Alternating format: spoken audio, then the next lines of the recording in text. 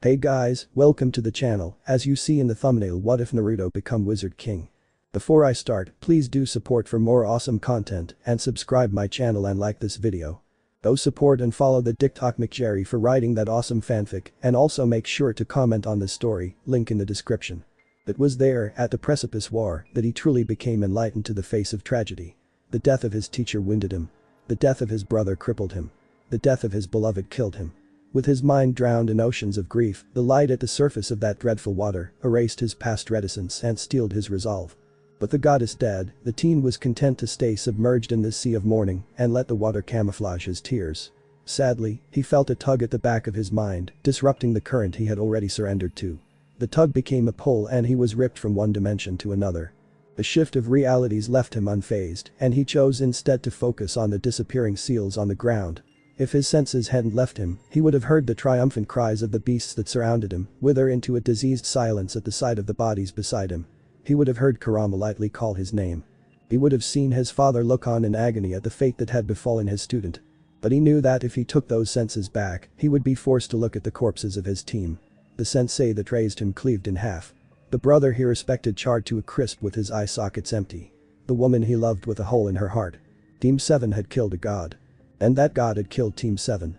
It was truly a fate worse than death, one that, in their earlier days of coexisting, his inhabitant demon would plague him with nightmares of. A fate that could have been avoided. A fate that would never be again. Thus, he buried his naivety and set a new plan into motion. The demons agreed to be sealed inside of himself on the basis of mutual trust. But Tsukiyomi was undone.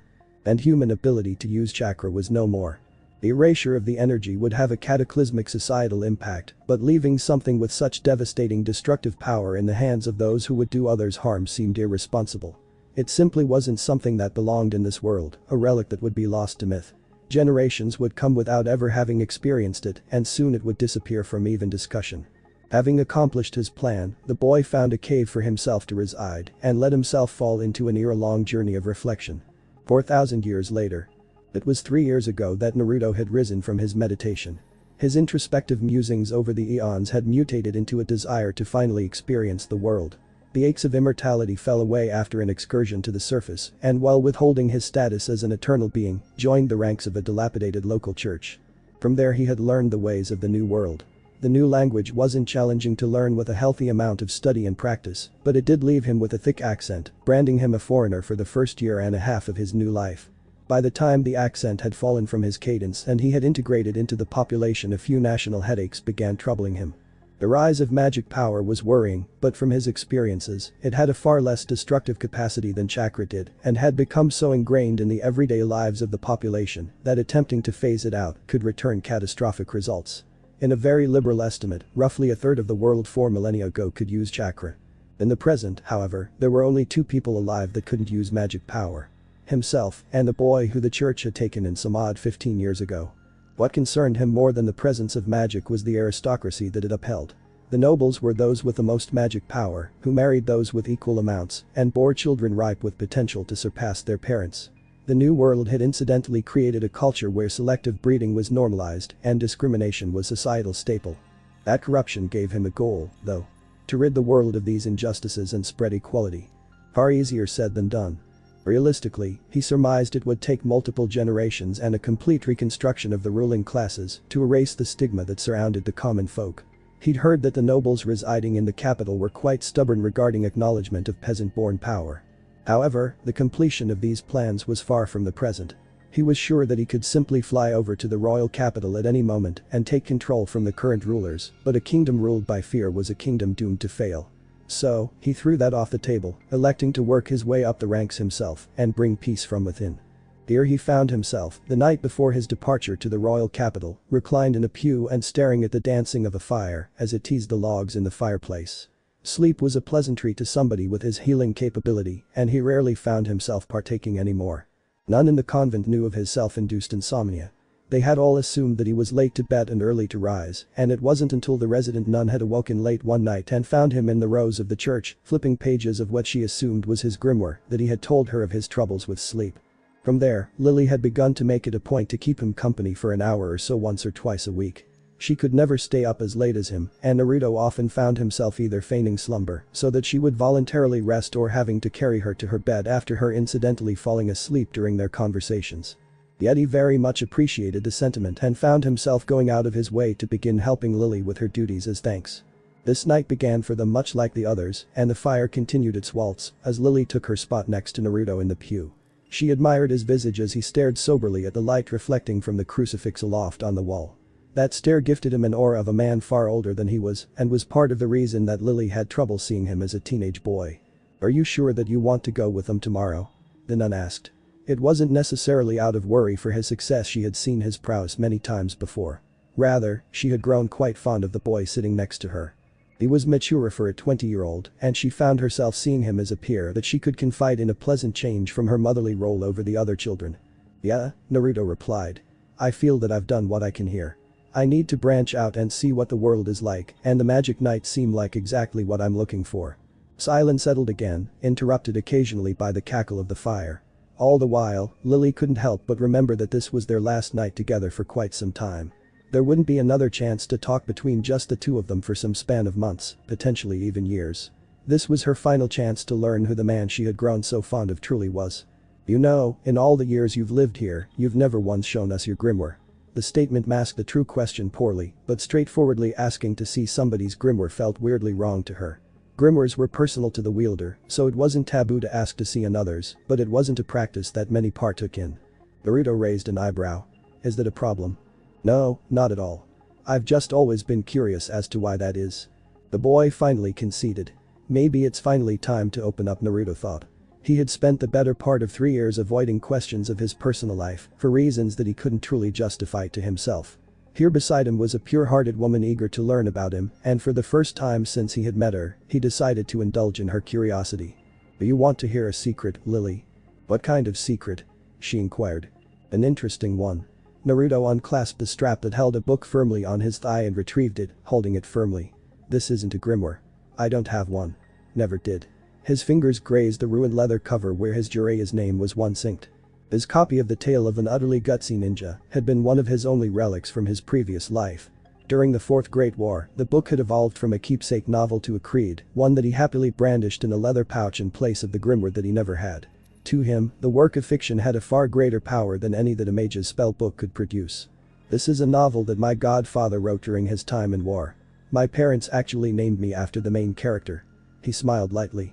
4,000 years couldn't erase the image of his parents and godparents from his memory. It didn't sell well, and he followed it up by writing, "The Perverted Bastard," but I've always thought this novel was his masterpiece. It was the work that showed me the maturity and wisdom hidden within him. I'd love to meet him one day. He died a very long time ago. Lily grew visibly solemn at the statement, and Naruto immediately soothed her distress. "I don't let it bother me that much anymore. If he saw me sulking around feeling sorry for him, he'd probably turn in his grave. I try to honor his memory every moment that I can instead.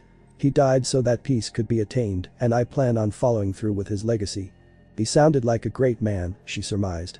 "You'd change your mind if you met him," Naruto joked. Lily chuckled. "Would you tell me what the book is about?"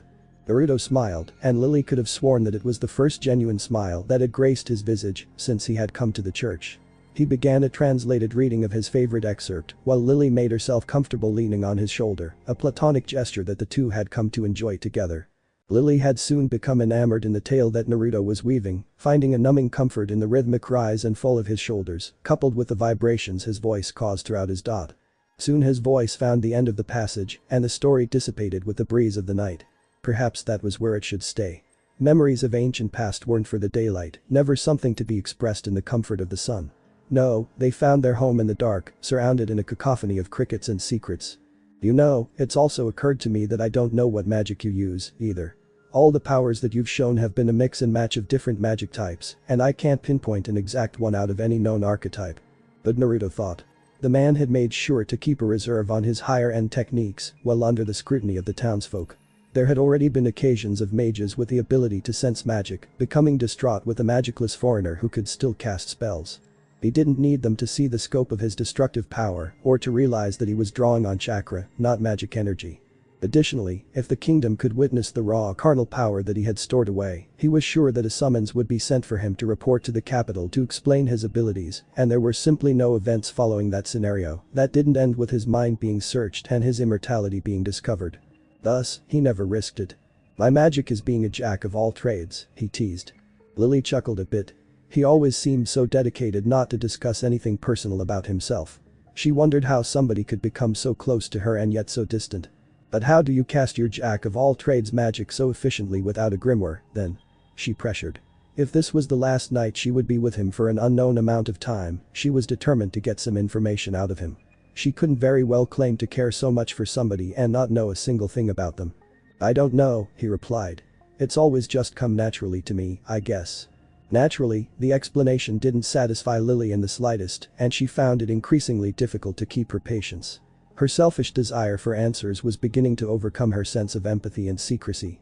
Perhaps her desperation clouded her politeness, but it had been a long while since she could say she had desired something with such passion, and right now, she desired answers. Naruto could see the childish pout forming on her face and let out a chortle, causing the younger woman to separate from his shoulder and playfully hit his arm. They bantered for a little while longer, and before either realized it, the sun was peeking its way through the windows of the chapel. The stained glass cast brilliant shades of color onto the walls and floors, and for a few moments, Naruto let himself be lost in the beautiful hues. Lily instead stared up at him with intent, examining the oceans of his eyes and the terrain of his cheeks one final time. Maybe she was trying to memorize his face, as if it was the last time she would see him. Perhaps she was afraid that the moment she blinked he would be gone, and she would be left alone at night again. She didn't know herself. There was no explicit desire behind it.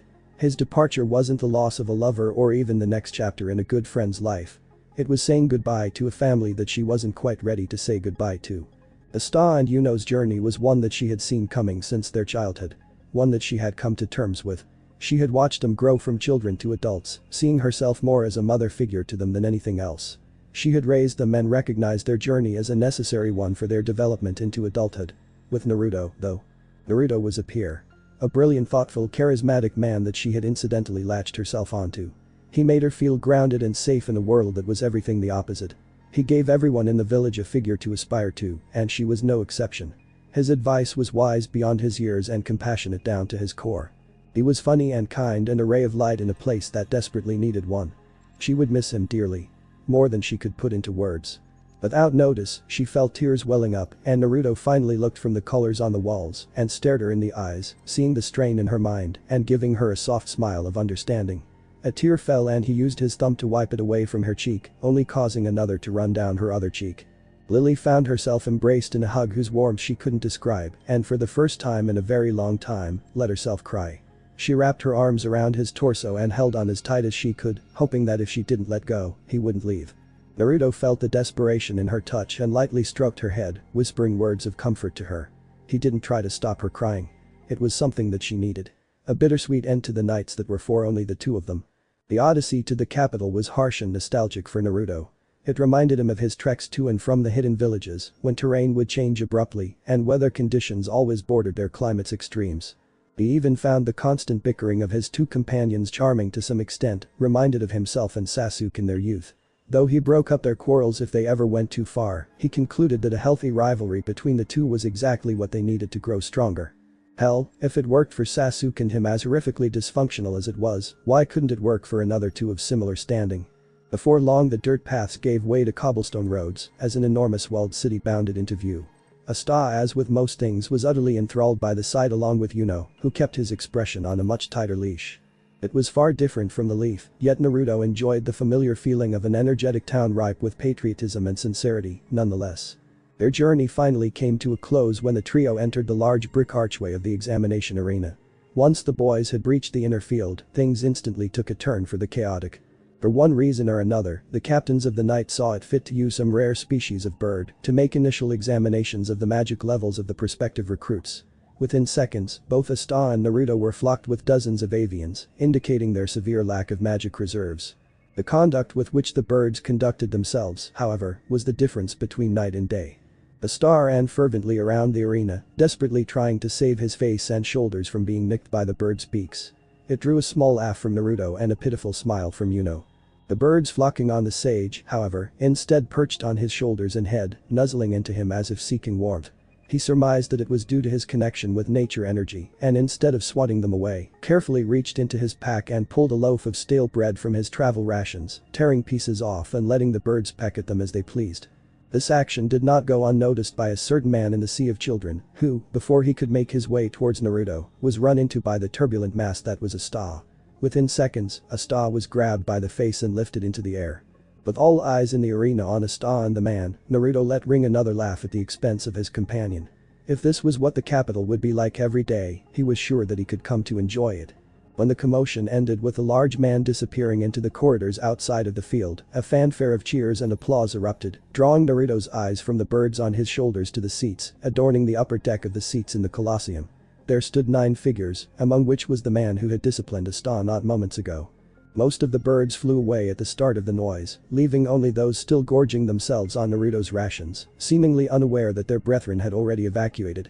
The sage took this time to have a seat on the ground, easing himself into a lotus position and still happily enjoying the company of his new friends, while absent-mindedly listening to what a man in the balcony was saying. Soon the helmeted man shouted some incantation, and a hole seemed to open in the sky. From it descended the roots of a tree, which molded and perversed themselves into the shapes of brooms, a single broom for each of the participants.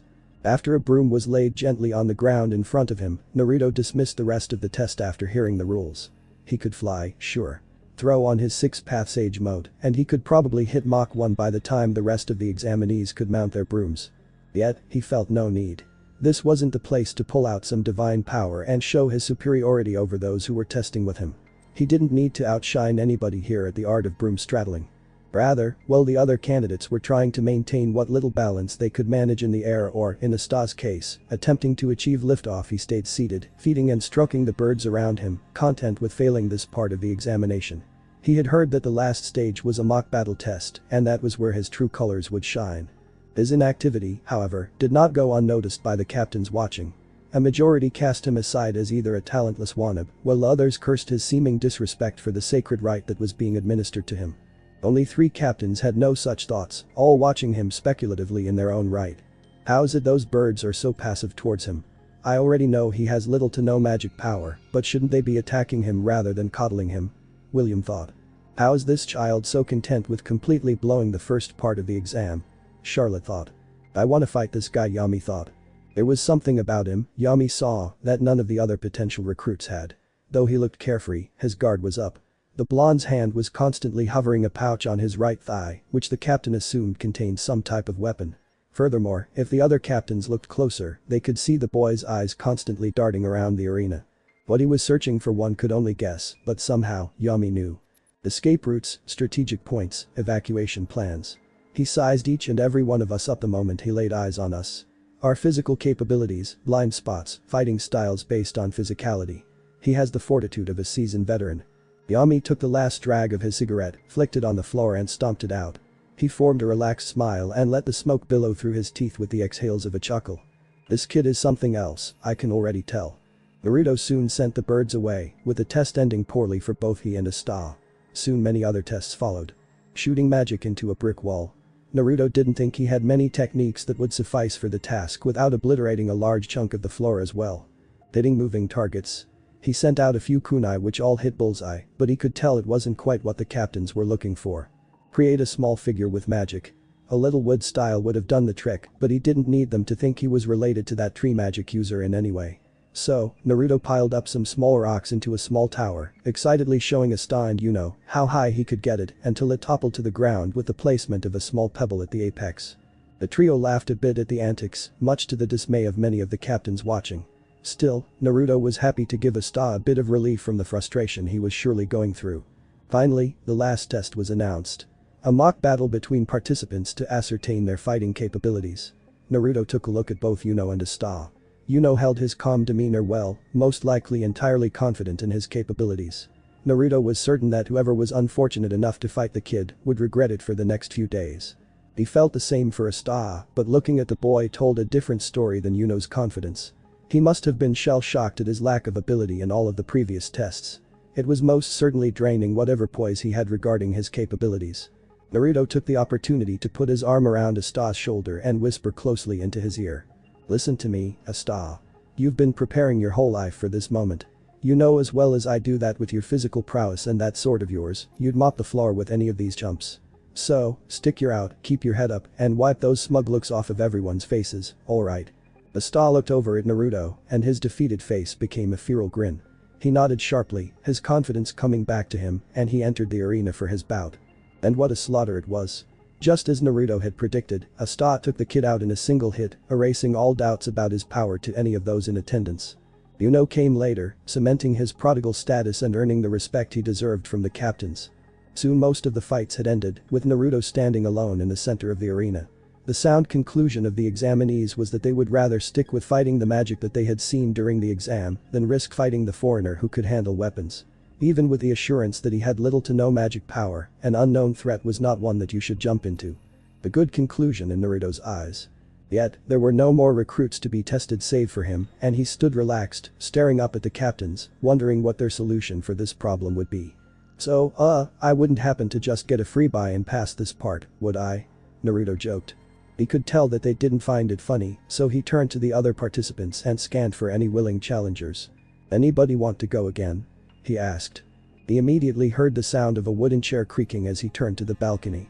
Getting up from his seat was the man who had a run-in with Asta before the tests had begun. He towered over the rest of the captains, wearing a tattered black cloak over his dirt-ridden tank top. The man hopped the railing and landed with a resounding thud a few meters away from where Naruto was standing. He took a drag from a cigarette and blew the smoke, walking slow paces towards where Naruto was standing. If nobody wants him, I'll take him, Yami said. Most of the examinees cowered backwards in fear at the sight of the man. He protruded a dark aura, one that Naruto could compare to the killing intent of Zabuza. He was obviously trying to frighten Naruto into backing out, but with hard head like Naruto had, there was always something to prove to an opponent who thought themselves superior. Instead, Naruto gave a genuine smile at the challenge. Many of the captains began harsh whispers between themselves, wondering what Yami's plan through all of this was. The whispers were cut quiet as William raised his hand. He stood from his seat and peered at the two from his perch. This is quite unprecedented, the captain said. Normally there would be another participant willing to fight again, or we would have a junior knight on standby in cases of odd numbers. Yet, I'm interested to see what your answer to the provocation is, Mr. Uzumaki, Naruto replied. Naruto Uzumaki. And yeah, I think I'd like to have a go at the big guy. He seems strong. Yami and William smiled at this. They both liked a guy who wouldn't back down from a challenge, no matter how insurmountable the odds.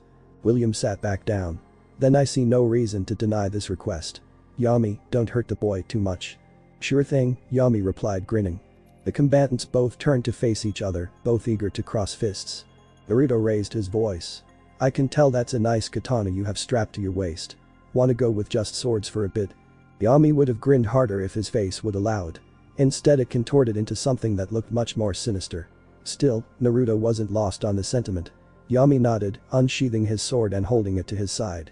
Naruto in turn let his right hand open wide, from which an abnormally long Chikudo emerged from thin air, shocking everybody in the arena. There were murmurs of spatial magic and teleportation, all of which Naruto ignored. It had been thousands of years since he had faced any sort of challenge, and while he wasn't proud to admit it, he loved the thrill of a good battle. Naruto and Yami locked eyes, and when the holler cried out for them to begin, they both dashed at each other. From the initial speed that Yami held, Naruto could tell that he was using some type of magic to bolster his physical capabilities. Probably something similar to channeling chakra in certain body parts to augment your movement and power. Still, Naruto wasn't a slacker when it came to physical conditioning, and he readily met the speed at which Yami began his assault. They launched into their respective patterns, with Yami aiming for powerful attacks or parries to precede them. Naruto on the other hand favored evasion, weaving between strikes to find some sort of opening, and to Yami's credit, those openings were few and far between. It wasn't just that the guy practiced. Naruto could tell this man had seen real battle.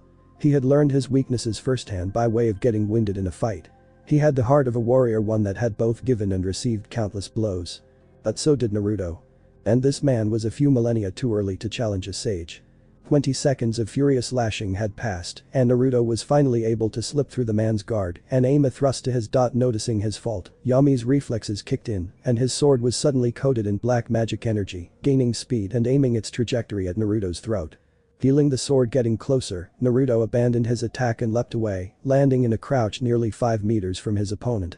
He looked up grinning, both excited by the fight and prideful that he had pushed the man this far. He now ascertained the purely physical capacity of the man. "I guess the sword's only rule is off the table now?" Naruto asked. Instead of answering, Yami didn't relent in his attack, sprinting forward at the ninja. Great battle sense. Don't ease off the attack. If he had, I would have beaten him there, Naruto thought. His Shakudo disappeared into his right hand again, and in its place came 5 kunai, each with a corked handle coated in strange black markings. He stood up lightly and waited for Yami to diminish the gap between them. When the captain was just close enough to begin his sword swing, Naruto shot the kunai into the ground, forming a tight pentagon around them both. Instantaneously, when Yami closed the distance between them and entered the ring of knives, Naruto disappeared in a blinding yellow flash, causing Yami to squint his eyes for a split second. In any normal fight, that split second would have been negligible due to the captain's reaction time. However, in this moment, that split second was all that Naruto needed to secure his victory. The minute the flash erupted, Yami felt a boot collide with his left temple. Once the impact had set, he immediately felt another shot straight in the solar plexus. Another in the right cheek. A knife cut through his arm. A fist to the ribs. A roundhouse to the back. An uppercut. Finally, a kick to the back of the leg forced him to a knee, which brought his head right to the level of a haymaker that sent him barreling across the field into the brick wall. He slammed to the ground in a heap, trying to register just what the hell had happened. He painfully turned his head to where he was just standing and saw Naruto gingerly picking up the knives that he had thrown into the ground. Once finished securing them, he made his way over to the man he had just pummeled and in a show of respect, offered a hand for Yami to get up with. Yami eyed the smiling man standing above him in absolute disbelief at what had just occurred. 1 minute he was poised to strike a lethal blow, and the next minute he was 50 feet away in a crater of the boy's making. He couldn't help but laugh. The man let out a hysterical fit of laughter as he took the boy's hand to get himself up. His laughter was occasionally disrupted by grunts of pain, and when he fumbled due to the strain on his legs, Naruto helped him steady himself, smiling while looking up at the captain. "So does this mean I pass?" Yami laughed harder at that. He had Naruto help him turn to the balcony and look up at the rest of the captains. When his laughter died, all that was left was a smile far brighter than any of his comrades had seen him make. "I want this kid," Yami said. Many of the captains still sat in disbelief at what had transpired. The only evidence that anything had happened in the last stretch of the fight were a few seconds of blinding golden light, followed by Yami being catapulted into the side of the arena. Ugolian was the first to voice his disbelief. "Did that boy just beat Yami?" Muttered words of "there's no way" and "I can't believe it" were traded between the captains as Williams stood from his seat. While his composure was that of a usual stoic commander, his inner thoughts were a turmoil of confusion and attempts at figuring out what the hell this kid just did. There were very few things that registered in his eye during the final confrontation. He knew that there were multiple flashes of the golden light, each followed by Yami receiving a devastating blow. The amount of power to send Yami hurtling away must have been tremendous, an even more surprising feat given the absolute lack of magic power the boy was deemed to have. He collected his thought as best he could and raised his voice to make announcements. "The winner of the final match is Naruto Uzumaki. Now, if all participants would gather in the center of the arena so that we may give you our placement offerings." All the participants entered the arena, most keeping their distance from the blonde-haired monstrosity who just demolished a seasoned veteran. A boy suddenly erupted from the corridors under the stadium seating, sprinting over to Yami. "Captain Yami, are you okay?" he yelled. Nearing the pair of fighters, the boy took Yami from Naruto, letting him lean on his shoulder for support. Naruto stayed put as the guy took Yami into the corridors again, either for medical treatment or to take him back to the balcony for the placements. While disappearing into the darkened hallways, Yami gave a wave to Naruto over his shoulder. "That was fun, kid. Let's do it again next time when I don't go easy on ya." Naruto chuckled at that. "Anytime, old man. I haven't kicked someone's ass like that in a while." Yami muttered something inaudible under his breath and he soon dispersed into the halls, reappearing on the balcony of the stadium as the boy with him helped him into his seat. Every captain was staring at him, expecting some sort of inane excuse as to why he lost a physical battle, his specialty, to a boy barely out of his teens. Yami, however, wasn't one for excuses at that point. When he realized he had the attention of each of his peers, he gave an exasperated sigh, leaning back into his chair as easily as he could to dull the pain. "What do you want?" he asked rhetorically. The kid was just that good. The group grew even more distraught at learning that this wasn't just some ploy where Yami had taken it incredibly easy on his opponent. Before they could launch into a barrage of questions, Yami silenced them with another thought. "I've never met somebody who could completely overwhelm me like that. I didn't lose because I did poorly. Hell, I got serious the minute I felt his first sword blow. I lost because that Naruto brat is leagues ahead of me in terms of physical combat. But just what was that power that he used? Charlotte asked. Yami narrowed his eyebrows. I have no clue. One moment I had him, the next I was on the ground and hurting bad. Feel free to go see for yourself, he added. With the discourse dying down in the box, the selection began. Many prospects received no offers from a squad. Some received one. Even fewer received more than that. Naruto grew excited for Yuno when he got his choice of whatever squad he wanted and was equally as elated when a star received an offer from the man that Naruto had beaten. They had finally achieved the first steps of their dreams and he was thrilled to be able to witness each of them coming into their own. When Naruto had stepped into the center of the arena for one final time, he could feel the eyes of each individual in the premises boring into him. William hesitated for a moment, then finally raised his voice. Number 166. Each captain shot their hand upward with blinding speed. It surprisingly took Naruto a little off guard. He had expected offers from most if not all of the captains, but the enthusiasm with which they were pursuing him was quite astonishing. Still, without having known who would give him offers, he didn't put too much thought into who he would join. Now that he had his pick, he was able to narrow it down to two options. The whole plan to fix the aristocracy could very well ride on whatever choice he made here. So he had to consider which story would read better to the masses. An unknown foreign commoner rising through the ranks of the Golden Dawn to become a prominent figure in society, washing away the prejudices as to what a commoner could achieve. Or an unknown foreign commoner joining the misfit ranks of the Black Bulls, helping to raise the Bulls' reputation from a squad of nobodies to the most elite force in the kingdom. Now that he thought about it, the answer was quite obvious to him. He gave a smile as he yelled to the captains. Thanks for all the offers guys, but I think I'm going to have to go with. His sentence was cut short as a gentle hand was placed on his shoulder. Now, Mr. Uzumaki. I wouldn't be too hasty with your choice. Audible gasps quelled the silence that once dominated the arena. Naruto turned to look at the man who had interrupted him, standing face to face with a figure he thought he wouldn't meet for at least another few months. Lord Julius. Naruto commented. I wasn't aware that the standing Wizard King presided over the recruitment exams. Julius gave an innocent smile and a look into Naruto's eyes that read.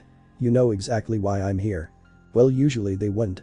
However, I heard of some special talent beating a captain in a duel and thought that I'd come have a private chat with the young man. He gestured towards the exit of the arena.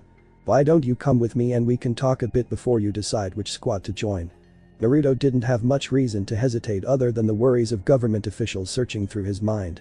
He opted against his qualms, however, electing that a one-on-one chat with the current most powerful wizard wouldn't be an unwelcome experience to elevate his current standing. Sure thing, Naruto replied, following the man from the center of the field, only leaving those in attendance more confused, more shocked, and more enviable. The comment from Yami gave concrete sound to the thought that every person was working their head around. What the hell was up with that? After a lengthier walk than expected, Naruto tailed Julius into his office, being motioned towards a quaint cushioned seat opposite an intricate futon, both separated by a far too elaborate coffee table, nesting freshly brewed tea. Naruto made himself comfortable in the chair, while Julius latched the door closed and strode towards the futon. That was quite the impressive fight you had with Yami. To beat him is not a feat to take lightly. I'd say he's one of if not, the strongest mage in the country aside from myself, Julius said sitting down. Naruto smiled gently at the praise, picking up one of the teacups and taking a conservative sip. I guess I got lucky then. Julius chuckled at the response. I wouldn't go that far. Oh, you wouldn't? Naruto quipped. Julius grinned. Yami doesn't usually fight new recruits, he stated. In fact, a captain offering to take part in the selection exams has never happened before. I'm honestly quite surprised the first captain to do so was Yami, given how little interest he has in these sorts of events. It felt like the king was leading up to something, but Naruto couldn't ascertain what that was, so simply shrugged his shoulders and allowed the other man to continue. The only reason I see Yami volunteering for that sort of excursion would be one of two reasons. Either you somehow made him very angry, or he saw something special in you out of all the other hundreds of recruits. Well, with his temperament I wouldn't doubt the first option, the look on his face after that fight leads me to believe the latter. The smile of the man opposite him grew even more unsettling while Naruto listened to his words. There was a certain tone to Julius's voice that unnerved the sage, as if he was withholding some delicate piece of information that the blonde should already be aware of. It wasn't smugness, but more a one-sided assumption that both of them knew the underlying subject of conversation. Have you ever heard of the Epic of the Rakuto Sennin? Julius asked. The question caught Naruto off guard.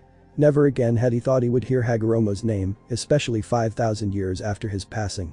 His very existence had already become myth by the time Naruto became a ninja, so he found it highly unreasonable that his legacy had carried into this new era. Yet the utterance of the demigod's alias shattered any of those doubts away. A sudden desperation for answers swelled within the blonde, only to be subdued by his forced stoicism. The facade as a foreigner was essential to the future of his desegregation of the classes, and any twitch of the eye or slip of the tongue could lead to his interrogator breaking through his carefully constructed veneer. "Can't say I'm familiar." Julius relaxed backwards into the futon, taking a generous gulp of tea before responding.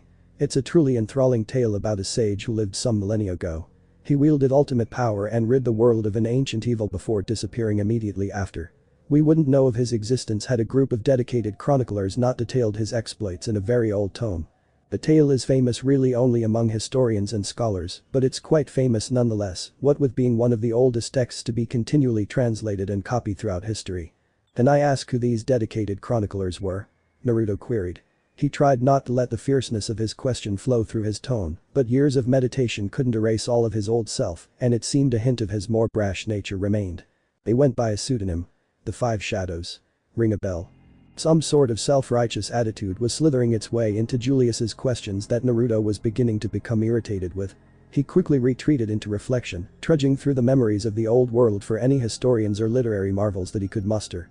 Sadly, his attention in the academy was more focused on how to survive through next month with 6 cups of ramen and spoiled milk rather than modern historical literature and composition. If Jiraiya were alive at the time, I would have immediately assumed him, given I could bring myself to believe that he could write anything other than smut. But why does that word sound so familiar? Shadow. In the old tongue I think that would be cage, so the 5-0. Oh. Tsunade, you're causing problems for me even now, huh? Breaking from his thoughts, Naruto addressed the king as nonchalantly as possible. "Can't say that I've ever heard of their work, but thank you for the information. I'll be sure to use it at the next trivia night I go to." "You're the sage, aren't you?" Julius asked. There was a pause. "Pardon?" Julius answered without hesitation. "You're the sage. The immortal sage of legend." "Sir, with all due respect, I believe that you're mistaking history with mythology." The king ignored him as he pressed forwards. "You match all the descriptions of the ancient texts. Blonde hair, blue eyes, whisker marks on both cheeks. Teleports in a flash of golden light. Handy with bladed weapons. Immense strength. Immortal, which, I may add, would have thrown me off your tracks had you not materialized from nowhere 3 years ago in the land that was said to have been occupied by the Leaf Village some odd 4,000 years ago." "Not ringing any bells here, sir." Naruto leaned forwards, setting down the teacup and resting his chin on his hands. His visage changed into one of unbridled intensity as his gaze rose and met with the sovereign's. "But, for the sake of the argument, let's say that I was the sage. Why in my right mind would I bring that knowledge to light?" "Because you can help this country." Naruto was suddenly underwhelmed. "Of course I can help this country. I've been planning it for 3 years. Why the hell else would I be here?" Thoughts of the king mistaking him as some overlord bent on taking over the world filtered through his mind, but he forced them out. Surely Julius realized if that were the case, it would have happened the minute he exited that cave. He eased backwards into his chair comfortably, again donning the feigned ignorance he had previously shown. "Already working on that on my own." "Still, think you have the wrong guy."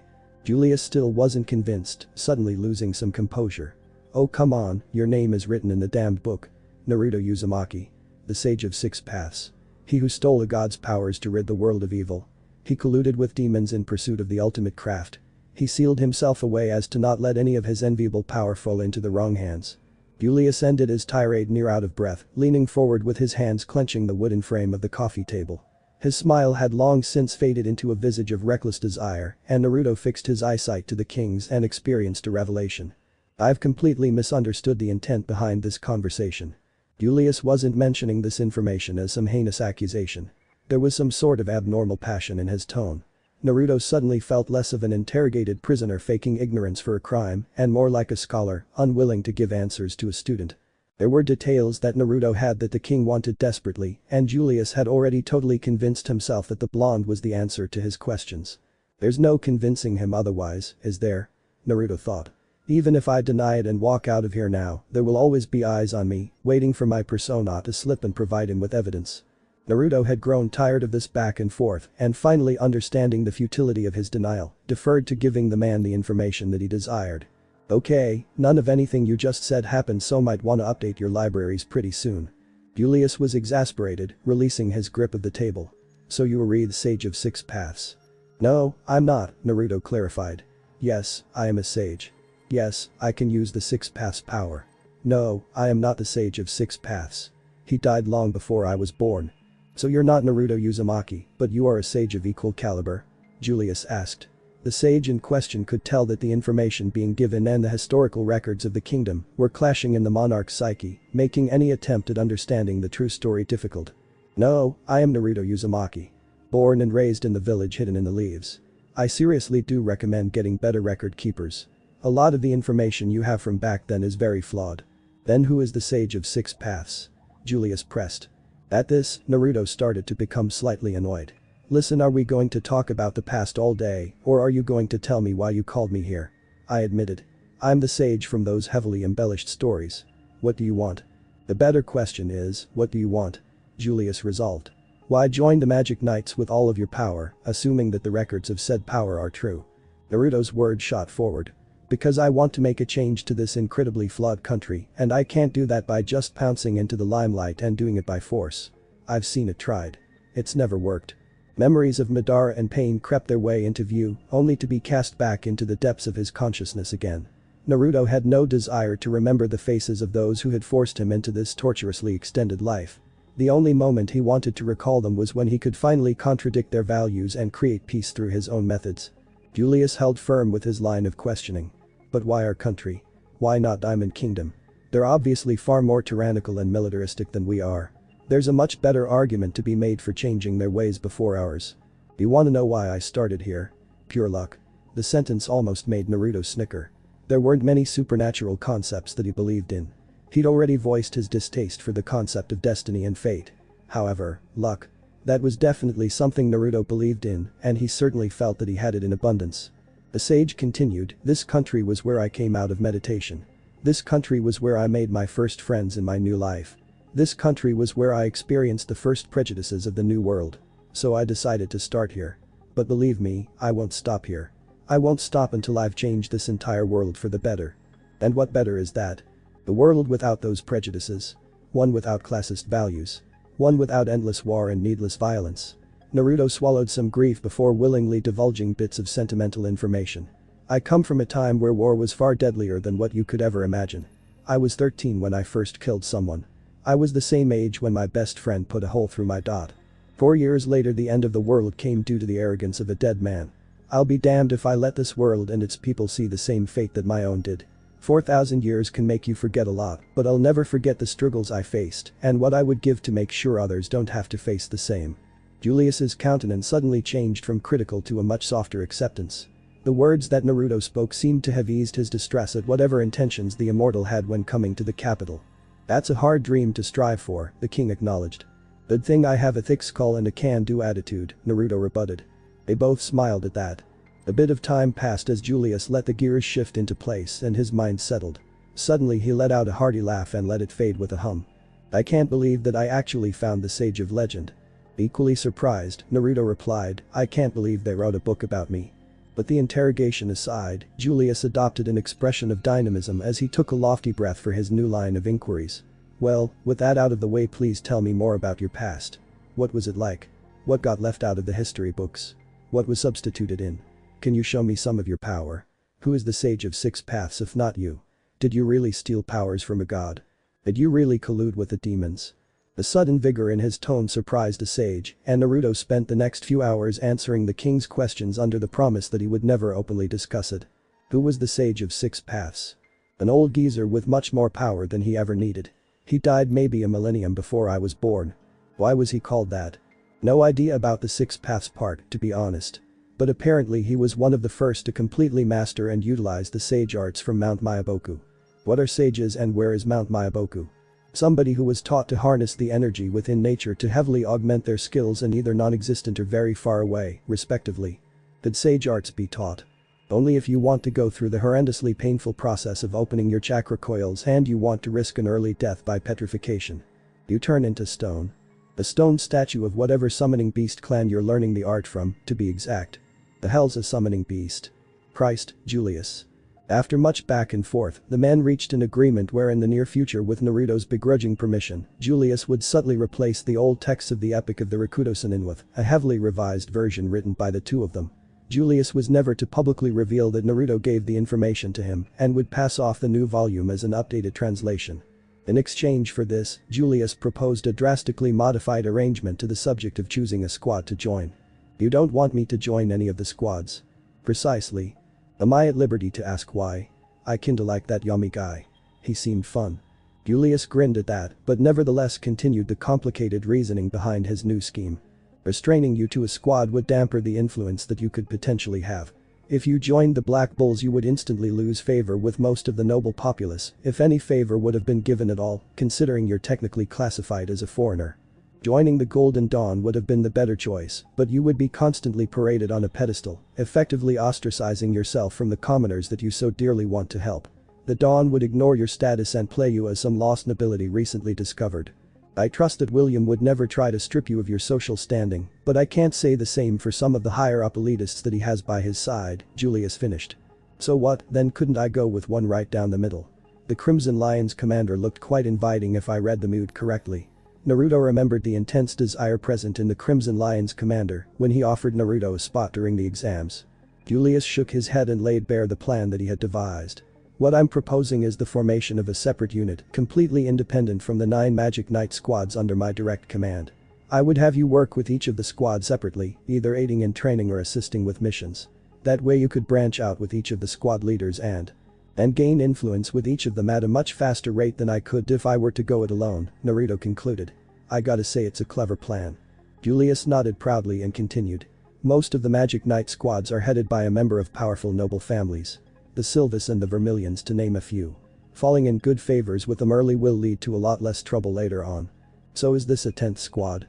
Julius closed his eyes, attempting to find the correct wording for his proposed plan. You could call it that. I don't think it would be very official, and there wouldn't be any members other than you. Think of it as a separate force from the Magic Knights altogether. I think it used to be called Black Ops. Naruto's tone changed quickly from quizzical to some sort of intense professionalism that Julius had only seen in some of his veterans. So you want me for assassination and sabotage as well? The blonde inquired. Julius paled slightly at having seemingly offended the physical manifestation of God. I believe that I have slightly misunderstood what the term Black Ops means. I wouldn't ask you to do something so heinous unless you were willing and ready. The last part was added quickly, like the fine print in a 100-page contract. Naruto narrowed his brows. You've got a darker side to you than I would have thought. Julius let out a sigh that Naruto recognized. It was the sigh of a man burdened by responsibility. It spoke emotions that the king couldn't confide into others. Weariness from his job and dissatisfaction from choices that he'd previously had to make.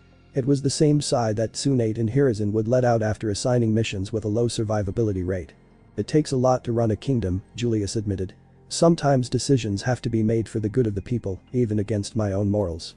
Naruto empathized with the man's plight and absolutely hated that he did. Many tough calls had to be made for a kingdom to run prosperously. It was a shame that those calls often dirtied both your hands and your conscience. And once you made the call, there was no return. You had to live with the guilt and the hidden stain on your honor. Finding his footing on the issue, Naruto spoke up. Fine, I'll do this whole Black Ops thing or whatever it is, too. However, I have a condition. Do tell.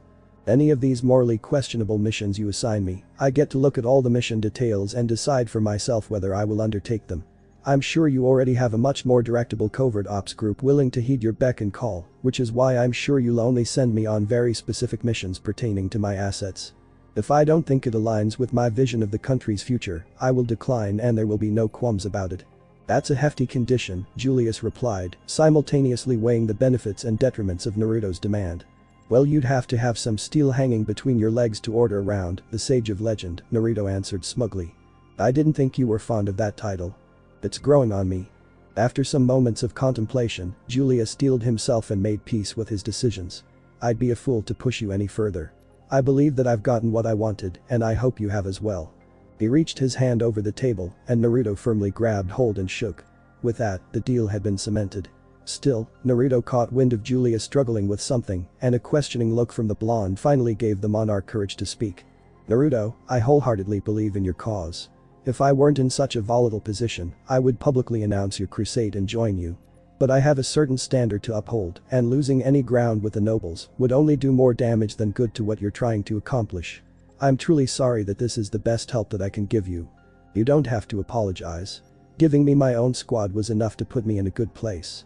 Well, it's not technically a full-fledged squad. Let's not sweat the details. They both exhaled in amusement at the mild teasing as Naruto expressed his recognition of Julius's dilemma. In any case, I understand. The image of a leader is nearly as important as the leader himself. If you were to falter in any way, it could cause the civilian population to panic. Honestly, this is the best way you could have handled this, and I thank you for how lenient with the rules you're being. It wasn't something that Naruto was unfamiliar with. He'd spent much time learning from the memories of the tailed beasts while in his conscious hibernation. Through their eyes he'd seen many empires rise and fall, along with all of their kings and generals, benevolent or cruel, famed or forgotten, just or wicked. Naruto had witnessed them all, and at the present, Julius seemed to be the former in all of those cases. The sovereign nodded approvingly. As expected of a sage. You seem very wise. Naruto waved him off, retrieving his teacup and draining the contents. I just know the basics of how sovereigns should conduct themselves. I'm pretty sure that by the time I was 16 I was being subtly groomed to take the place as my village's commander. Probably would have happened too, had the whole end of the world thing not blown up when it did. Regardless of that fact, you conduct yourself in a very mature manner for somebody who was sealed away since the age of 17. What are you, technically 4020 years old now? Give or take. Naruto replied. He really didn't know himself at this point. He definitely hadn't counted the days he was in meditation, but the tailed beasts had been sure to let him know once every few hundred years or so came and went. I know a lot because I've seen a lot. In the first decade and half of my life there wasn't a single day where I didn't have to overcome some type of hardship. Each time I hurdled over a problem, I received some bit of insight into the workings of the world, and each hurdle from there became easier and easier. So you would say those events during adolescence and breaking through those obstacles were what gave you the knowledge to persevere. What is this, therapy? Sorry, Julius answered sheepishly. It's not every day you find yourself talking to an actual living legend. I'm trying to squeeze every bit of information out of you that I can. Thanks for being so subtle about it. Naruto poured himself another cup of tea and blew through the steam to cool it. He raised his eyes from the liquid to Julius and asked a question he'd been wondering since this topic of conversation had started. So what do I tell the other squads when I see them? You know that they'll ask what force I joined, and I can't go around telling the bulls I joined the Dawn and the Dawn I joined the Lions. Julius alleviated his worries. When you're not on undercover operations, which will be few and far between, I promise you'll tell them that you're under the orders of the Wizard King Julius to help as he sees fit.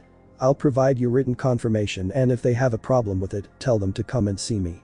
Doesn't that sound awfully suspicious? Naruto justifiably asked. It would be even more suspicious to publicly grant you your own separate squad, the king retorted. I'd call it the Orange Foxes, the sage responded, smiling. And what a squad it would be. Both men laughed as the absurdity of their situation finally settled in. Naruto later found himself lodged in one of the many guest bedrooms of the castle, being waited on by maids and butlers alike. He was served a late supper of an unfamiliar pasta and red sauce dish with a glass of some absurdly old wine. Alcohol had not been something he regularly indulged in, but he accepted it graciously, nonetheless. The bed was obnoxiously soft, and though he felt no need to sleep, he enjoyed resting his weary bones all the same. The next day would be his start of squad assignments, starting with the Blue Rose and working his way arbitrarily through each squad and then cycling back through, taking every Sunday off for briefings with Julius. At the request of Julius for some sort of an official uniform, Naruto opted for the creation of a plain white cloak outlined in rose red. Emblazoned on the front corner was the symbol of the leaf. It reminded him to embrace the will of fire in all things he would have to do moving forward. On his back was a single large red line, gradually circling in on itself, forming a much thinner and far more archaic form of the Uzumaki whirlpool. It reminded him that though much of his life stayed behind him, it was still a part of who he was as a person and would continue to be as he struggled on in this new world. The cloak had arrived at his room before him, and Naruto was pleased after trying it on in the mirror. It hung lower than those of the official squads, hanging at about his waist and covering most of his torso, save for the opening at his front he could hang over his shoulders at his wish. It reminded him of the cloak he had always dreamed of wearing during his Hokage tenure. Better late than never, I guess, he thought bemused. Julius had also provided him with some other new clothes in order to give you a more professional look as well as get you into something you'd feel more familiar in. Naruto admitted that he hadn't been paying particular attention to the quality of his clothes over the past few years, considering they were mainly worn during farm chores or housework. Still, what Julius had so kindly gifted him felt a bit over the top. The leather boots were incredibly comfortable and had obviously taken much time to inlay with steel toes and a nice little nest on the inside for him to hide a kunai or two. Regardless, he felt there was no reason for them to reach almost the entire length of his shin to his knees. He couldn't feel any real armor or padding inside, so he assumed it was some weird aesthetic choice that he had never been exposed to before. The pants were some sort of mildly elastic. Is this denim? Naruto thought. They fit much better than the stiff denim that was rampant in his own day, but how well they currently fit made him slightly uncomfortable. He would have to ask later how Julius and his staff knew his measurements so accurately. The shirt was loose. Very loose. And longer than what felt necessary. He was forced to roll up the sleeves to his elbows and tuck the shirt into his pants lazily. Still, there was a far too deep V-neck unwarranted by the climate, may he add, that finally cut off near the middle of his sternum. It wasn't to the point of being inappropriately extreme, but it was still a look that would make Sister Lily blush. While trying to find any sense of his own touch in the look, he opted for a pouch made of burlap hanging from his belt on his right rear that contained a few of his Thunder God kunai and a single tan scroll. Inside the scroll was nested dozens of others, each containing food, water, weapons, clothes, or any other provision he may find necessary in his day-to-day life. With it, he was prepared to leave the city for extended missions at a moment's notice. After donning the new attire, aside from the cloak, he felt that it fit quite comfortably and provided a surprising amount of maneuverability. Yet, when staring at the outfit in the mirror, a single, incredibly confusing thought crossed his mind that would stay until he met with Julius again tomorrow. Why in the am I dressed like a pirate? With some experimentation into a few newly developed seals, the morning had come quickly for Naruto. He garbed himself in his new clothes and swiftly made his way towards Julius's office, giving the courtesy of a gentle knock at the door, but exercising his authority as a living legend by entering on his own accord anyways. The king himself was at his desk, rifling through the paper bane of every sovereign. When Naruto approached the man, he could spot his name on many of the documents that Julius was signing and shuffling. Soon Julius looked away from his work and observed Naruto in his new uniform, giving a stiff smile. "You look good. How do they fit?" he asked as a pleasantry. "They're comfortable and I can move well," Naruto responded, "but can I ask where you got the design for these?" Julius set his pen down and relaxed into his chair, answering. "The closest non-fiction book we have dating back to your era was recorded about 300 years after the writing of the epic of the Rakuto Sennin. We hadn't thought that the difference in wardrobe would have been that drastic. Do you not like it?" "It's not that I don't like it," Naruto answered. "It's quite comfortable and I appreciate the effort whoever made this obviously must have put into it. However, 60 years was the difference between the Leaf wearing straight-up metal plates as armor as opposed to flak jackets. Can I ask the name of this book?" "The Voyage and History of the Pirate Vessel Santa Pinta." Naruto let out a hum of realization. "Ah, so the deckhand look was intentional." "Sorry. We can get new ones made by tonight," Julius responded apologetically. The king finally turned back to his paperwork and started elaborating its contents aloud. "I've finalized the documents for the creation of your unit as well as your instatement into our military.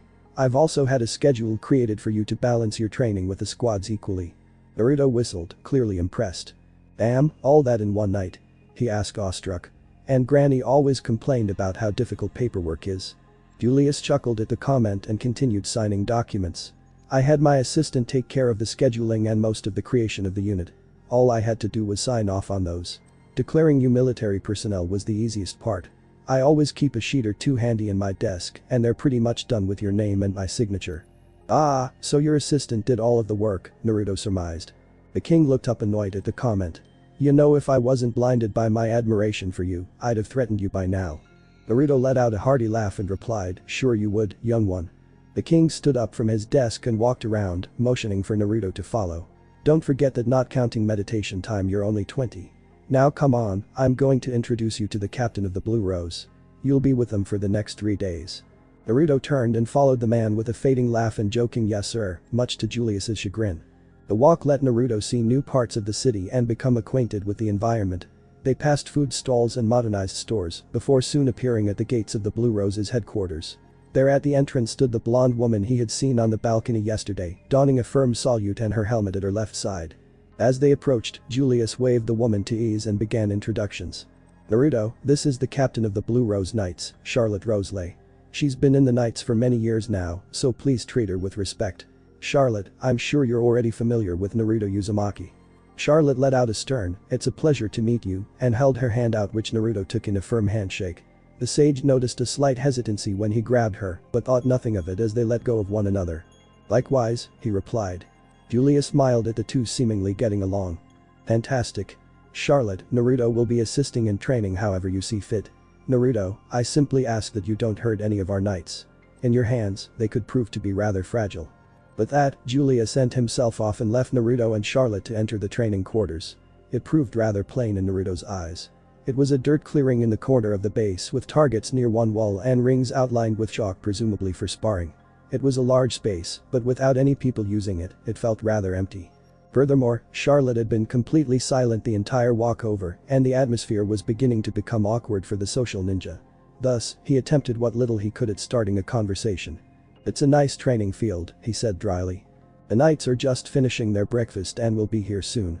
Then we can begin our training," the captain curtly replied. Her eyes seemed unnecessarily cold and her sentences were sharp and rigid. It was almost as if she really didn't want to be around the boy. But that feeling, Naruto went out on a limb and said, "I get the feeling that you don't like me very much." Charlotte had no hesitation in her response. "Correction. I don't like men." Naruto chuckled at that, deciding to tease her a bit to ease the tension. "Well, good for you. I hear it's not easy for those of your preferences around here, but I respect you making a stand." She turned to him coldly and nearly lost her composure at the remark. She quickly gathered her wits and shot a sharp response back at him. "Imbecile. Your mind is horrifically vile. This is a prime reason as to why I loathe your dot." Naruto feigned a confused expression and pushed further. "At least allow me to buy a fine lady such as yourself dinner first. I feel it would only be appropriate." But that, Charlotte's body betrayed her and an embarrassed blush emerged on her cheeks. She grew distraught and struggled to find a response to such a vulgar comment.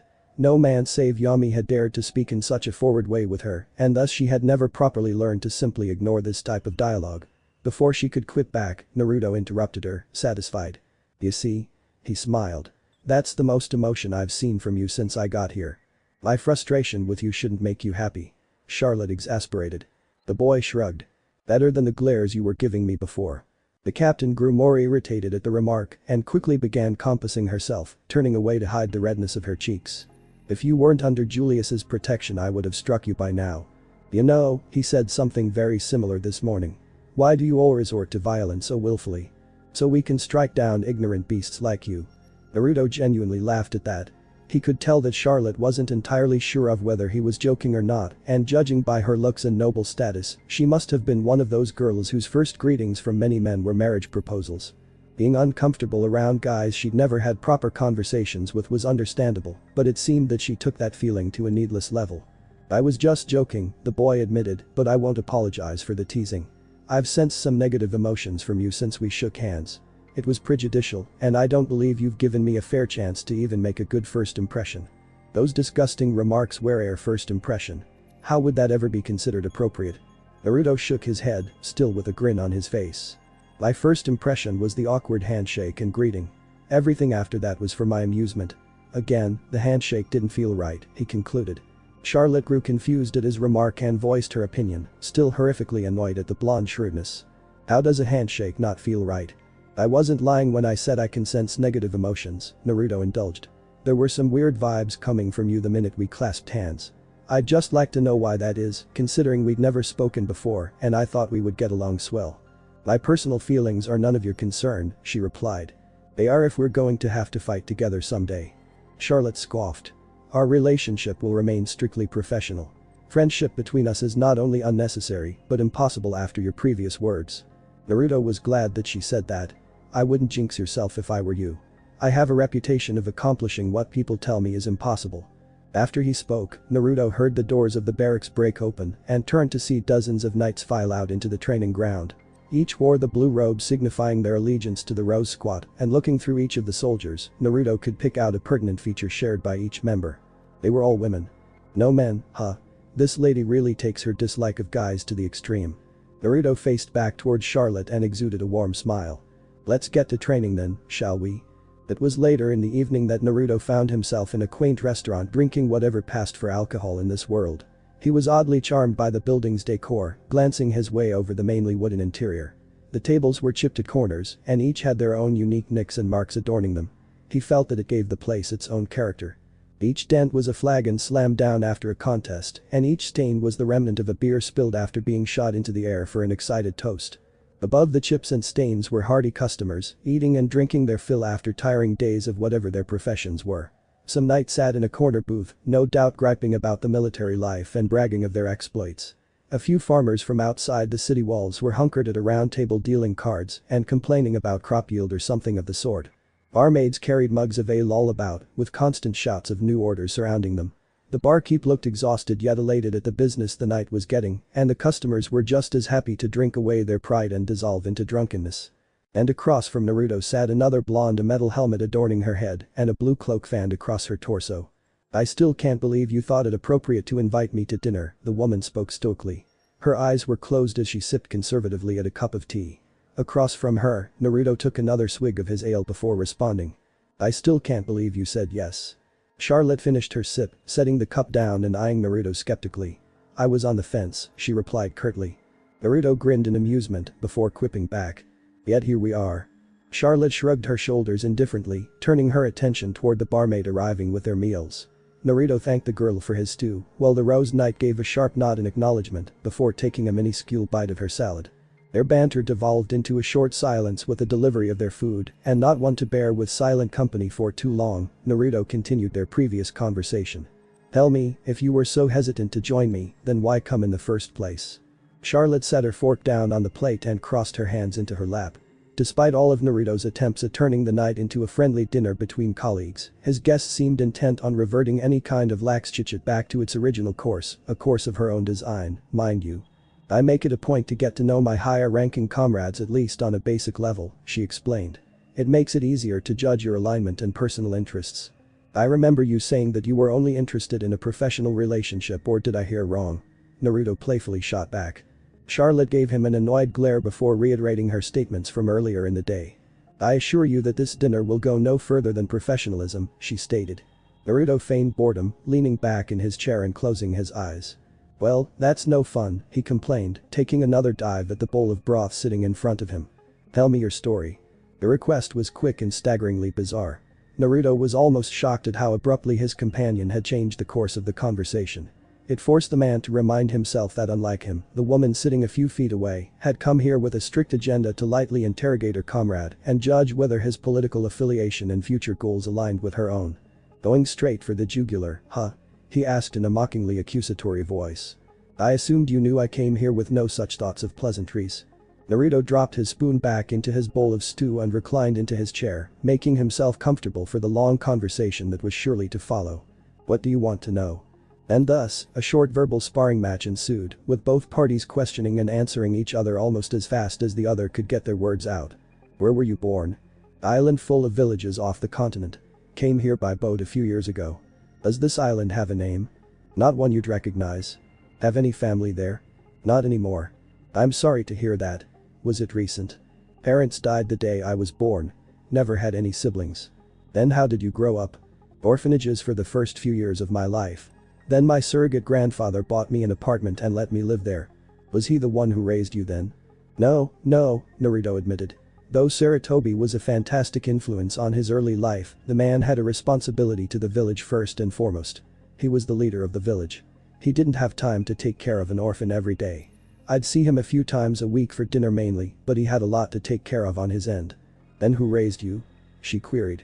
"Myself for the most part. Learned how to read from a chef who liked me. Learned how to fight from the soldiers in the village. Eventually my godfather found me in my teens and took over as best he could. The man surely wasn't ready to guide a teenager into the right life, but I respect him for doing his best for me." Charlotte looked confused at the mention of a godfather, and before Naruto could elaborate on the relationship between himself and Jiraiya, the woman bounded forward with another question. "Where was he during your childhood?" Naruto took a moment to think. Truthfully, most of Jiraiya's dealings before taking Naruto with him on his extended training trip were kept completely under wraps. He assumed that most of the time was spent gathering information on Orochimaru and subtly manipulating the politics of the ninja villages. A badass and noble profession, to be sure, but not one that Naruto was indulged in until after the Sans invasion. "Running a spy network, mainly," he finally answered. He then smiled and chuckled, saying, "It's between that and crashing brothels and riding, but I'm assuming he split his time accordingly." Charlotte visibly recoiled at the thought of a man not only paying for carnal pleasures, but also detailing and selling those exploits en masse. So, as she had always done, she voiced her disgust appropriately. "He sounds repulsive," she cringed. Naruto shrugged lightly. He had a good heart. "Enough to raise a child." She exasperated. "Where did you spend your teens?" "In whorehouses." The series of questions left Naruto uneasy. Of course Jiraiya was a pitiful pervert. Nobody in all the elemental nations would dispute that after spending 5 minutes with the man. However, those same individuals would also testify to his strength, courage, and utter devotion to the peace that he spent his life trying to achieve. The small stabs at his legacy were beginning to test the limits of how patient he could be with a woman. Say what you wanted about the man, but he had a very deep spot in Naruto's heart. Any defamation of his true character was one of the only things that could truly set the sage off anymore. Still, he did his best to keep calm under the intense questions and answered as best as he could. Well, not exactly. It's not like I ever went with him, he explained.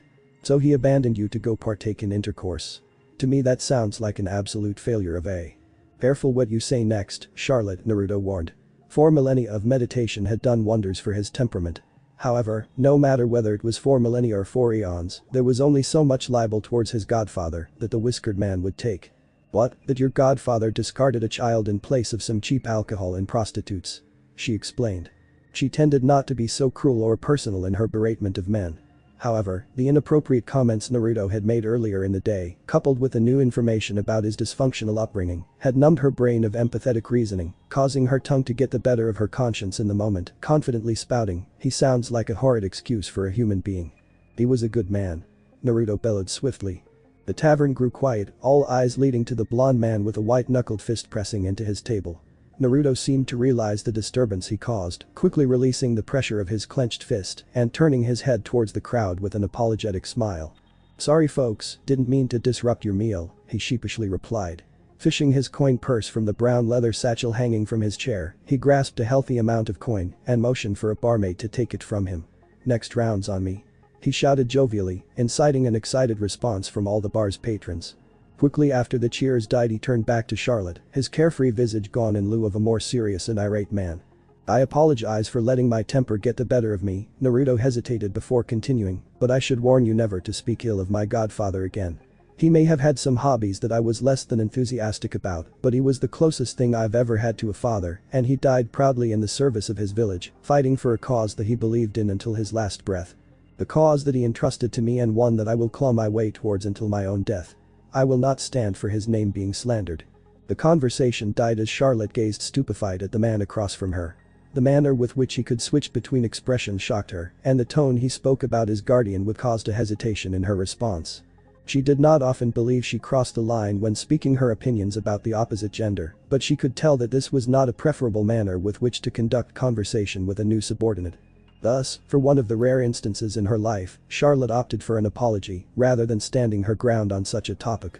"I apologize for any offense I may have caused," the woman spoke repentantly. "I did not mean to strike such a chord." She noticed that Naruto's fury seemed to have died, however his annoyance with her remarks surely did not. The knight hoped that her insensitivity would not spoil the professional mood that she had set as a precedent earlier.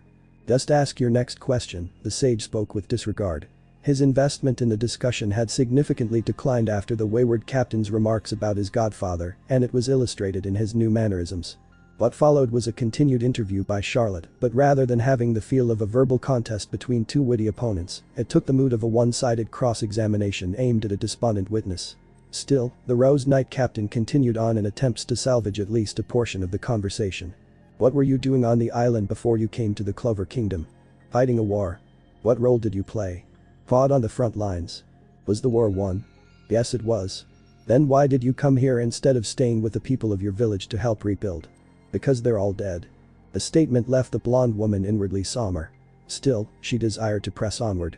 Despite learning so much about her new subordinate, she couldn't escape the feeling that there was still so much more to discover. His answers had been honest she assumed, but still left so much to the imagination in regard to the goals of her meeting him here. This story was not one that she had heard often, and especially not in the upper echelons of the Magic Knights. He was a far cry from the noble-born recruits who ascend the ranks quickly due to their genetically inherited skills. No, Naruto was a man who was born in incredibly unfortunate circumstances and forced to adapt or die in the face of insurmountable odds. His childhood seemed riddled with misfortune and mystery, and she hadn't even gotten to ask about what he had done in the Clover Kingdom before joining the military.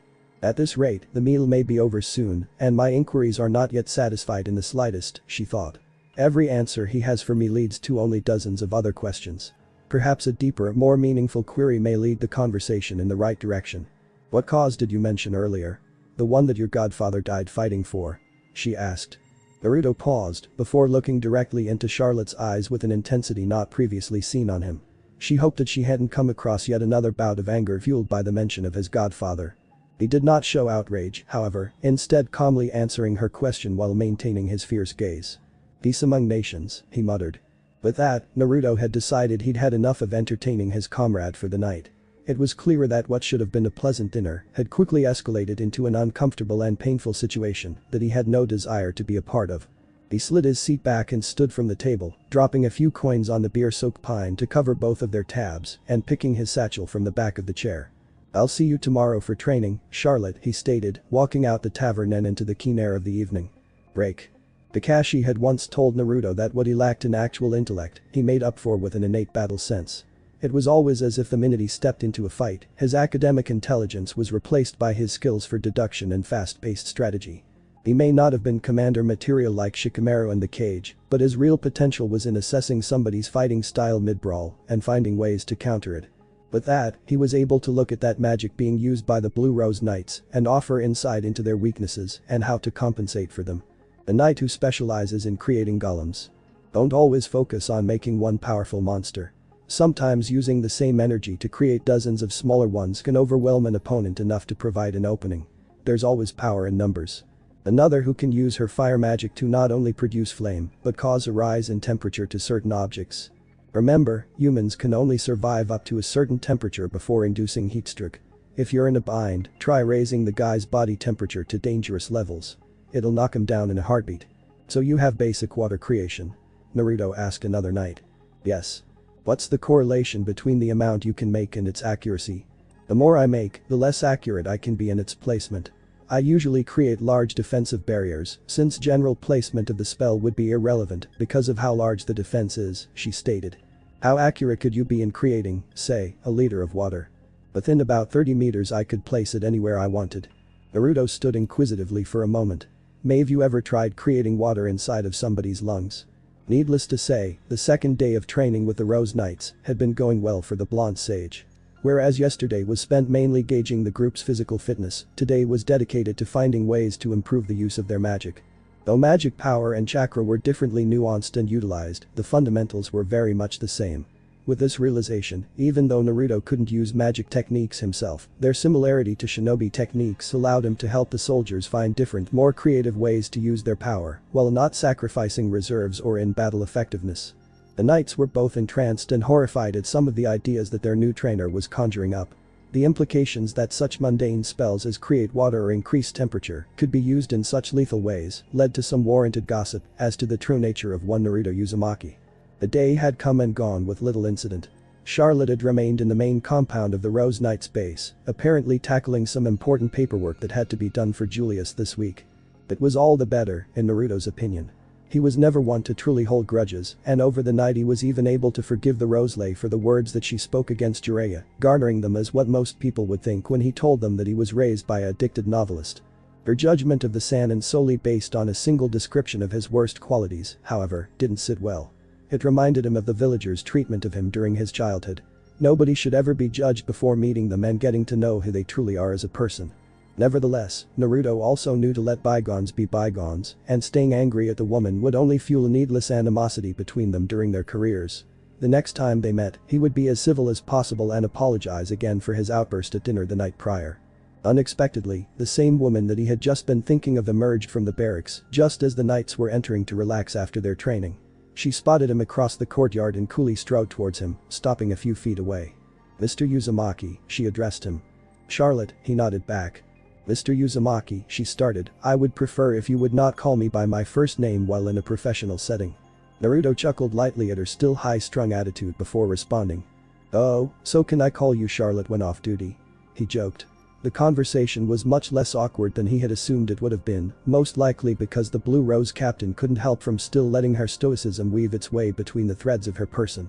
"I believe you know what I meant," she asserted. Yes, I know what you mean, Captain Roselay," he admitted. "I'll accept on the condition that you refer to me as Naruto. None of that Mr. Uzumaki stuff. I was never one for honorifics." "Fine then, Naruto," she nodded before continuing. "I came to apologize for my behavior last night. It was untoward and unnecessary, and I apologize again for any offense that I may have caused in our conversation. I want nothing more than to have a productive relationship that can benefit the glory of the Clover Kingdom." It was true that Captain Roseley was a little bit rough around the edges when it came to social interaction, especially with men. However, the sage could tell that those words were probably the most heartfelt thing he may ever get the woman to say while not inebriated, and admittedly appreciated how far aside she must have had to set her pride to apologize to a man that wasn't above her in rank. "That sounds good to me," Naruto replied. "Glad that we're on the same page. If there is anything I can help you with, please do let me know. I would like to be of as much assistance to you as I can while you become oriented with the Magic Knight squads." Naruto hummed consciously, as if he hadn't already made up his mind as to what favor she would owe him in exchange for her remarks at last night's dinner.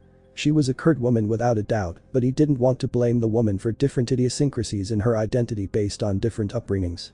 He settled that if even Nagato deserved a second chance, then Charlotte was more than warranted a chance of her own to make amends. "How about one more shot at dinner? With platonic intentions, of course," he assured. "It could give you a good chance to catch me up on the names and profiles of the other squad captains." She gave a thin smile to his offer, probably the biggest smile she may ever give him, Naruto surmised, and responded, "I accept your invitation." Break. "I heard you had dinner with Charlotte earlier this evening," Julia stated while monotonously stamping through stacks of paper. A young man across the table from him shuffled through papers of his own, organizing them into neat piles and handing them to the king before grabbing another stack to organize. "Don't act like you weren't there," Naruto replied, piercing the corner of the sheets in his hand with a staple. "I felt you trailing us all the way from the Blue Rose's base." He handed the documents over the man behind the desk who snatched them away. The mage dipped his quill in ink again, lightly tapping the keratin on the inside of the black jar and continuing his work. "I take the relationships between my underlings very seriously. Especially those in leadership positions," he explained. After roughly inking his signature at the bottom of the paper, he set the quill down and folded his arms, leaning his head against the leather of his chair and closed his eyes to rest them. "I take it tonight went better than last night?" he questioned. Naruto finished organizing the last of his share and dropped them lazily on the seat next to him, assuming a similar position to Julius in his own seat. He let out a tired sigh. "Far better, yes. She informed me of the different captains of the squads and who she gathered they were as people." "And?" the king asked expectantly. "She seemed to have to hold her tongue about Yami, so I'm still confident that I like the guy," Naruto snickered before continuing. "Most sound like good people. Others less so, but I've never met a person with a stick so far up their ass that I can't physically pummel it out." "Naruto, please refrain from pummeling the asses of my men," Julius jokingly pleaded. Half joking, at the least. From the stories that Naruto had told him of his youth, perhaps his fists truly were a cure-all drug for being a complete ass. However, the sovereign didn't believe that there was room in the military's budget to conduct a full clinical analysis and scientific study on the thesis now titled "How Hard Does Naruto Have to Punch a Silva to Make Them Love Noel Again?" The blonde sage interrupted the mage's musings with a new question. "So where am I at after tomorrow?" The king heaved a sigh and leaned forward towards his desk again, opening a drawer and rummaging through its contents, finally pulling out a gridded paper outlining the days of the month. After taking a cursory glance, he relayed, "You're with the Lions after tomorrow, take Sunday off, and then you're with the Dawn on Monday." Naruto nodded before inquiring again. "Any word on some new clothes? Not that I don't like the pirate look, mind you.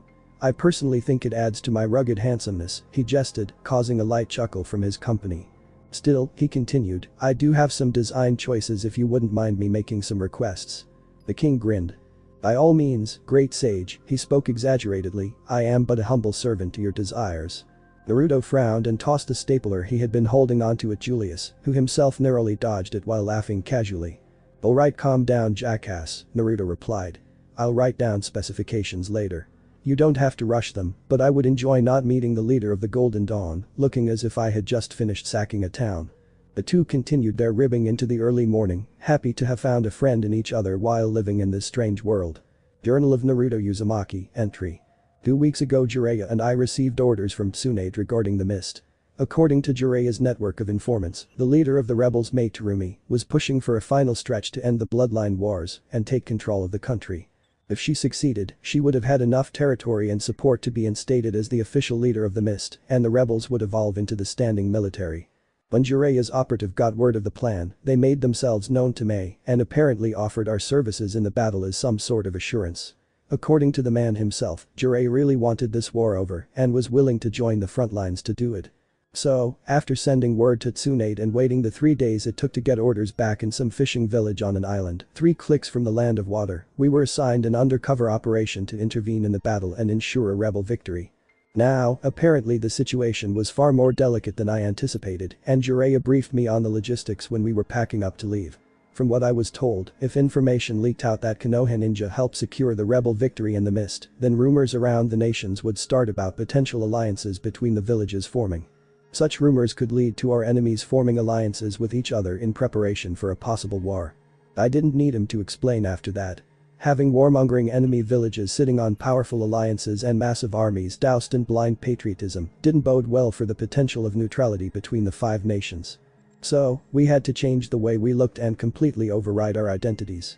And of course, even that had some complications. I didn't have the luxury of Jiraiya's knowledge of Tsunade's perfect transformation technique. The academy version I was taught was simply an illusion, while Tsunade's was a full-fledged physical transformation, and we didn't have the benefit of time for me to learn to use it. Jiraiya's solution had me sitting in front of a mirror, lathering black oil from the toads into my hair to change its color. My headband came off, and a cloth mask over my mouth and nose covered my birthmarks. Then came more shittier rules. No Rasengan, no clones, and no talking. Now, I understood the no Rasengan rule. I was one of 3 people alive who knew the technique, and considering I had been placed in the bingo book about 3 months ago, using it would be a dead giveaway that whoever used the technique was from the Leaf. I even agreed to the whole no talking deal. I'm a loudmouth by heart. It's in my blood, may you rest in peace, Mom. My mouth tends to move faster than my brain, and I've been in more than one occasion where I just spurted out whatever I thought and got a fist in the gut courtesy of Sakura. So that one was all good to me. The no clones rule pissed me off. Now, it's not like the rule is baseless. I understand that creating hundreds of clones would hint that whoever made them would quite literally have Edo be a Jinchuriki considering the heavy chakra strain.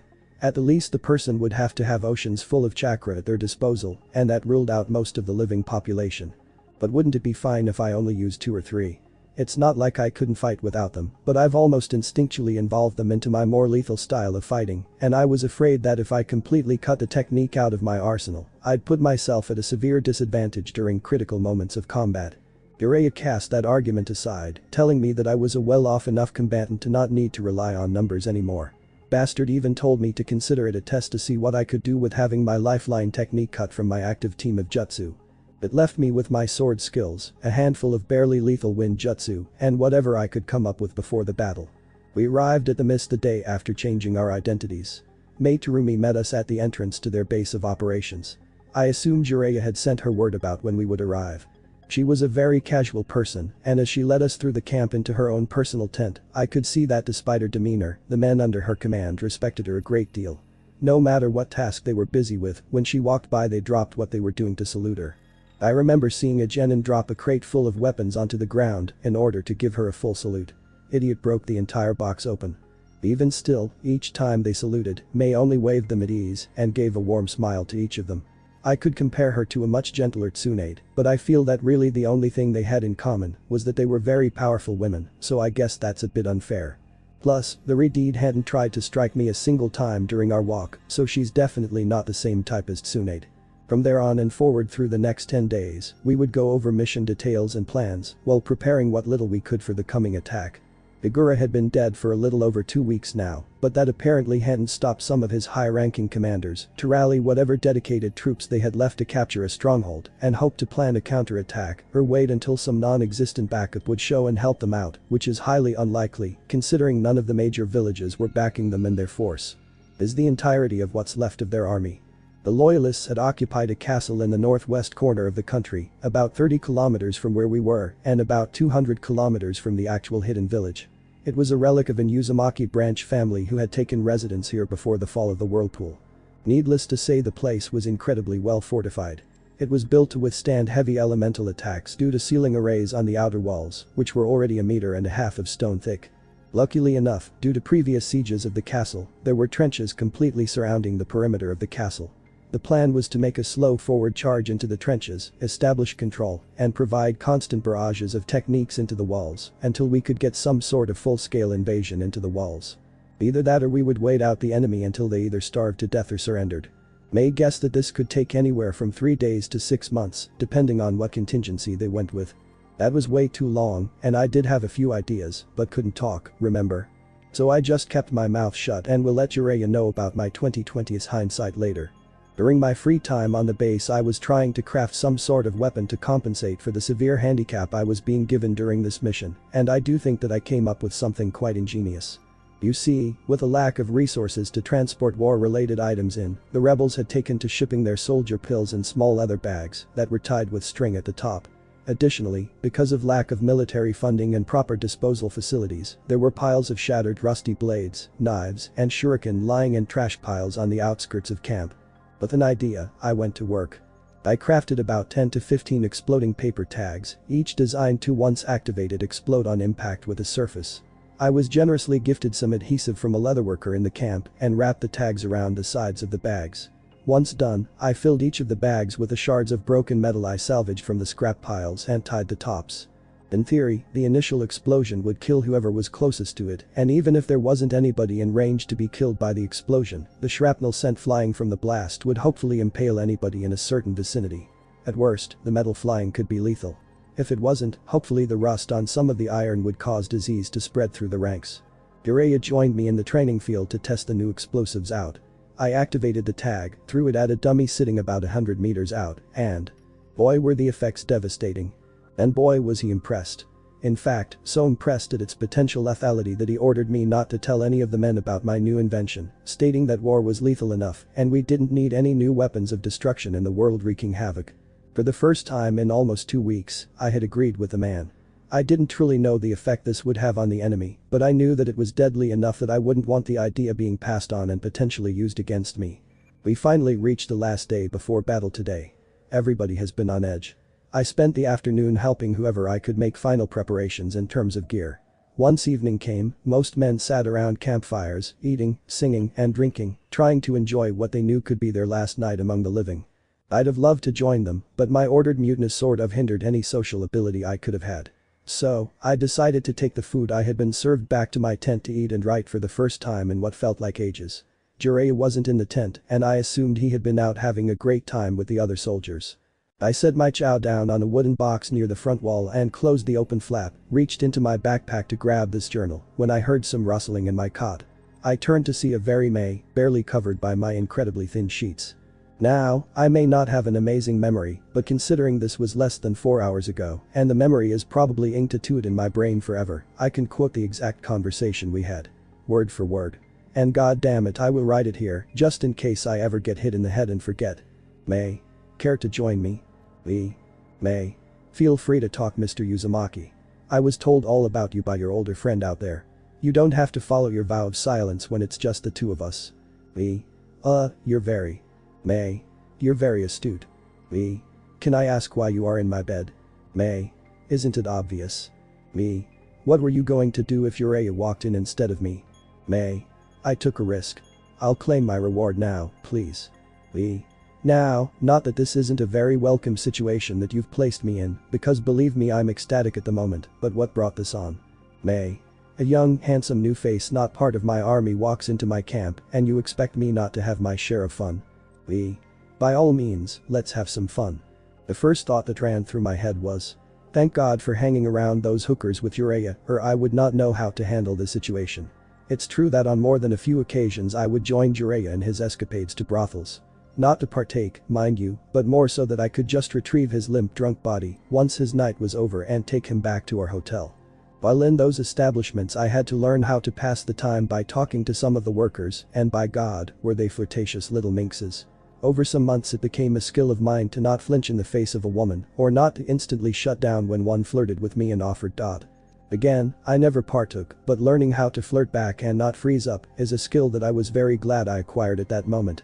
The second thought that ran through my head was, this seems entirely unwarranted. However, thinking back on how I remember May stealing glimpses of me when I take my shirt off to do manual labor or bathe in the river near camp, I concluded that no, this really wasn't unwarranted. In fact, it was a kind gesture of her to offer. The third thought that ran through my head was, isn't she a little old to be going after a 16-year-old? Not that I'm complaining. At all. I mean, I'll admit that I look probably a few years older than my actual age, and that's all thanks to my forced proper diet, a strict physical training regimen, and probably some genetic meddling from Kurama in terms of height and build. Still, I feel like there's a perpetual case of adult Kunoichi going after guys quite a few years their junior. Even though she's just a flirty seducer, I could probably count more than one time that Anko had offered me some ool service and actually meant it.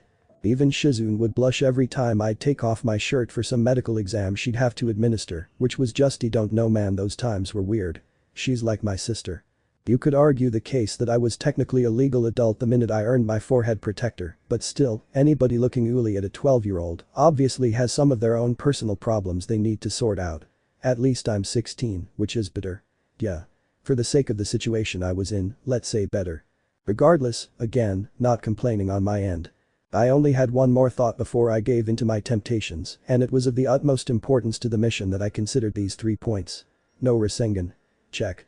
No clones. Well, not during .no talking. Already broken. No going back. Jiraiya would disown me if I did. So, I spent the past few hours passing the time with a very lovely lady in the hours before a battle, where either of our impending deaths could occur. I'd admit, pre-battle is a pretty good stress reliever. Ultimately, it was a fun time, and she seemed to leave quite happy. So here I sit, post-coitus, riding by the light of a candle. Jiraiya has long since retired in the tent of some other troops, probably carried there after passing out drunk. I'm prepared for tomorrow. At least, as prepared as I can be.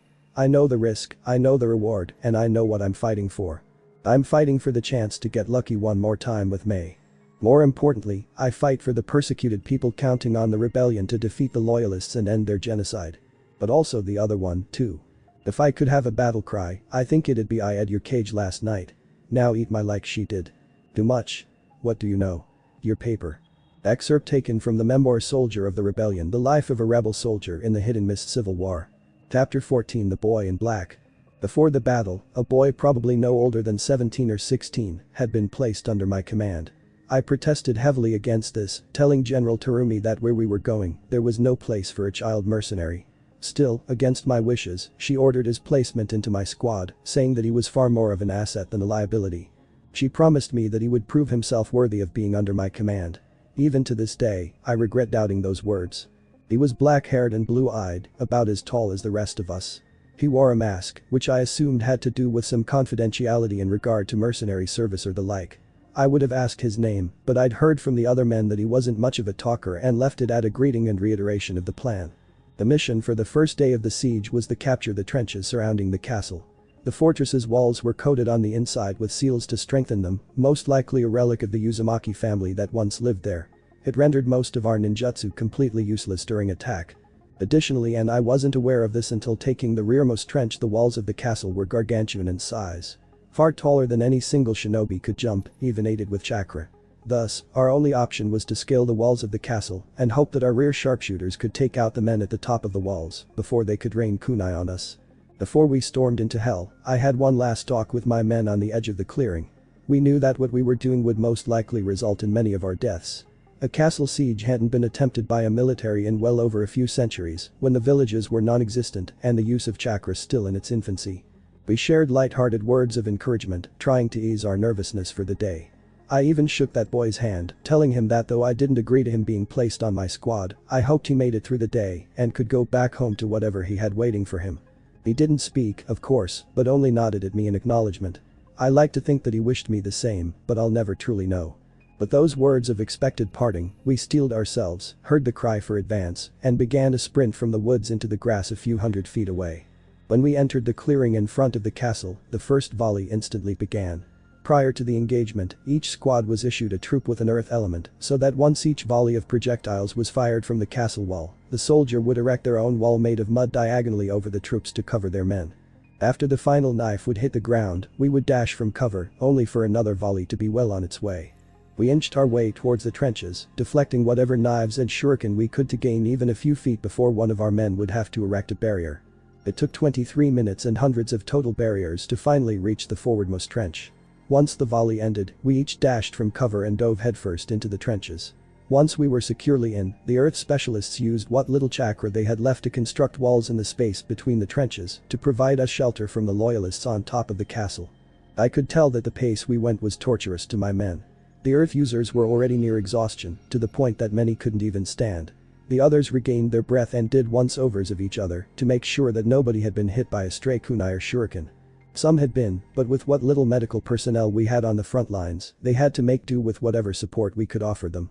One of my men had begun using fire techniques to cauterize wounds, while others were tearing sleeves from their uniforms to tie around appendages and stop bleeding. The only thing we could do about the injured was wait for the medical corps to arrive in the trenches, but as I gazed at the battlefield behind us, my hopes for them joining us anytime soon ran slim. Some of the mud walls closest to us had been crumbled in half by explosive tags, leaving only those in the far rear still intact. When trying to peer over the dead bodies of my comrades, I spotted the second wave ready to embark. I salvaged binoculars from the pack that one of my squad mates had thrown to the ground of the trench to get a closer look and could not identify any combat medics in the squads. What was more was that the second wave had a far less amount of earth users in their number. The plan relied on utilizing the mud walls already created from the first wave and only creating new ones if necessary. Whereas there was one earth user in the first wave for every 5 men, the second wave only had one for every 10. This wouldn't cut it with the large gap between the occupied trench and the last line of walls that were sturdy enough to defend against another constant barrage. Apparently, the boy in my squad had noticed the same fault in our plan as I had, and after what I assume was some heavy deliberation on his part, he clapped his hand on my shoulder and said one of the only 2 things he would say to me during our campaign. The second wave will be slaughtered if the volleys keep up. I'm going to clear those parapets so that the med corps can make a safe dash here and tend to our wounded. Send a runner towards our rear to notify them. You'll only have a few minutes. I protested his decision, of course. The kid had been in the battle for a half an hour and was already volunteering for a suicide mission of his own design. Yet, I could tell that even though he had been placed in my squad and respected my concerns, he didn't take my words as orders considering he wasn't enlisted in our military and didn't face a court-martial at disobeying. So he hopped to the back of the trench, vaulted over the walls in front of us, and made a mad dash for the walls of the castle. When I lost sight of him over our cover, I took out a kunai and feverishly dug a small hole through the dirt in front of me, trying to see what he was hoping to accomplish. By the time I could get a line of sight on the boy, he had already scaled the wall of the castle and was engaging the enemy. There was no calling him back at that point, and with his distraction, the volleys had stopped enough for me to send my fastest man towards our army and inform them of the situation. I peered back through the hole to see the boy subduing the last few enemies on top of the parapet. He looked back towards us to see if our men had started their advance. I looked back with him and saw that whatever soldiers were coming to join us were only just beginning a charge towards the trenches. Peering back through my hole, the boy had turned back towards the inside of the castle, dodging projectiles and jutsu alike until he finally leapt from the walls into the ground portion. Explosions and shouts erupted from the courtyard that he jumped into. On more than one occasion I heard screams of silence be cut short and I hoped that he was doing the devil's work in there. Upon seeing that the medics were nearing our position and no more enemy troops had taken roost on the perches of the walls, I rallied whatever men from the first wave that could still fight and hopped the walls over the trench, screaming behind me for whatever earth users that came in the second wave to follow. Within the next 2 minutes we had taken the trench nearest to the castle and set up enough defenses that I finally considered it a viable position. The screams inside the courtyard had stopped, yet after taking quick peeks at the castle walls, still no loyalists had taken new positions. I wanted to believe so badly that the boy was still fighting in there, preventing the enemy from stopping our advance, but my realist nature got the better of me, and I assumed him Kia. Regardless of my doubts for the boy, he had bought us enough time to fully establish control of the trenches outside the castle. The hours required to complete this operation were estimated at 46 before the battle had begun. The death toll was projected in the hundreds. Thanks to him, we had done it in 45 minutes with 13 casualties. If I had ever met somebody fitting of the title of war hero, in that moment I could have said with certainty that boy was one of the most deserving of anybody I'd met. Chapter 15. Birth of a Legend. There were 3 separate trenches that we had taken, running parallel with each other and the western wall of the castle. Using whatever earth users had persevered through chakra exhaustion, we dug covered tunnels that ran perpendicular and through each trench to establish connection between them. Soon after, a runner came to me with word that May had requested my presence in the rearmost trench. I ran to her, knowing that she most likely would want an explanation of what had occurred to jumpstart our plan so effectively.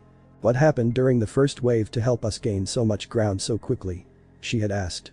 That boy went over the top of the trenches, scaled the wall of the castle, and cleared the parapets of the enemy so that we could move our medical personnel forward and treat the wounded. I took it as an opportunity to charge forward even more. I took whatever men could run, and we dashed for the trench closest to the castle.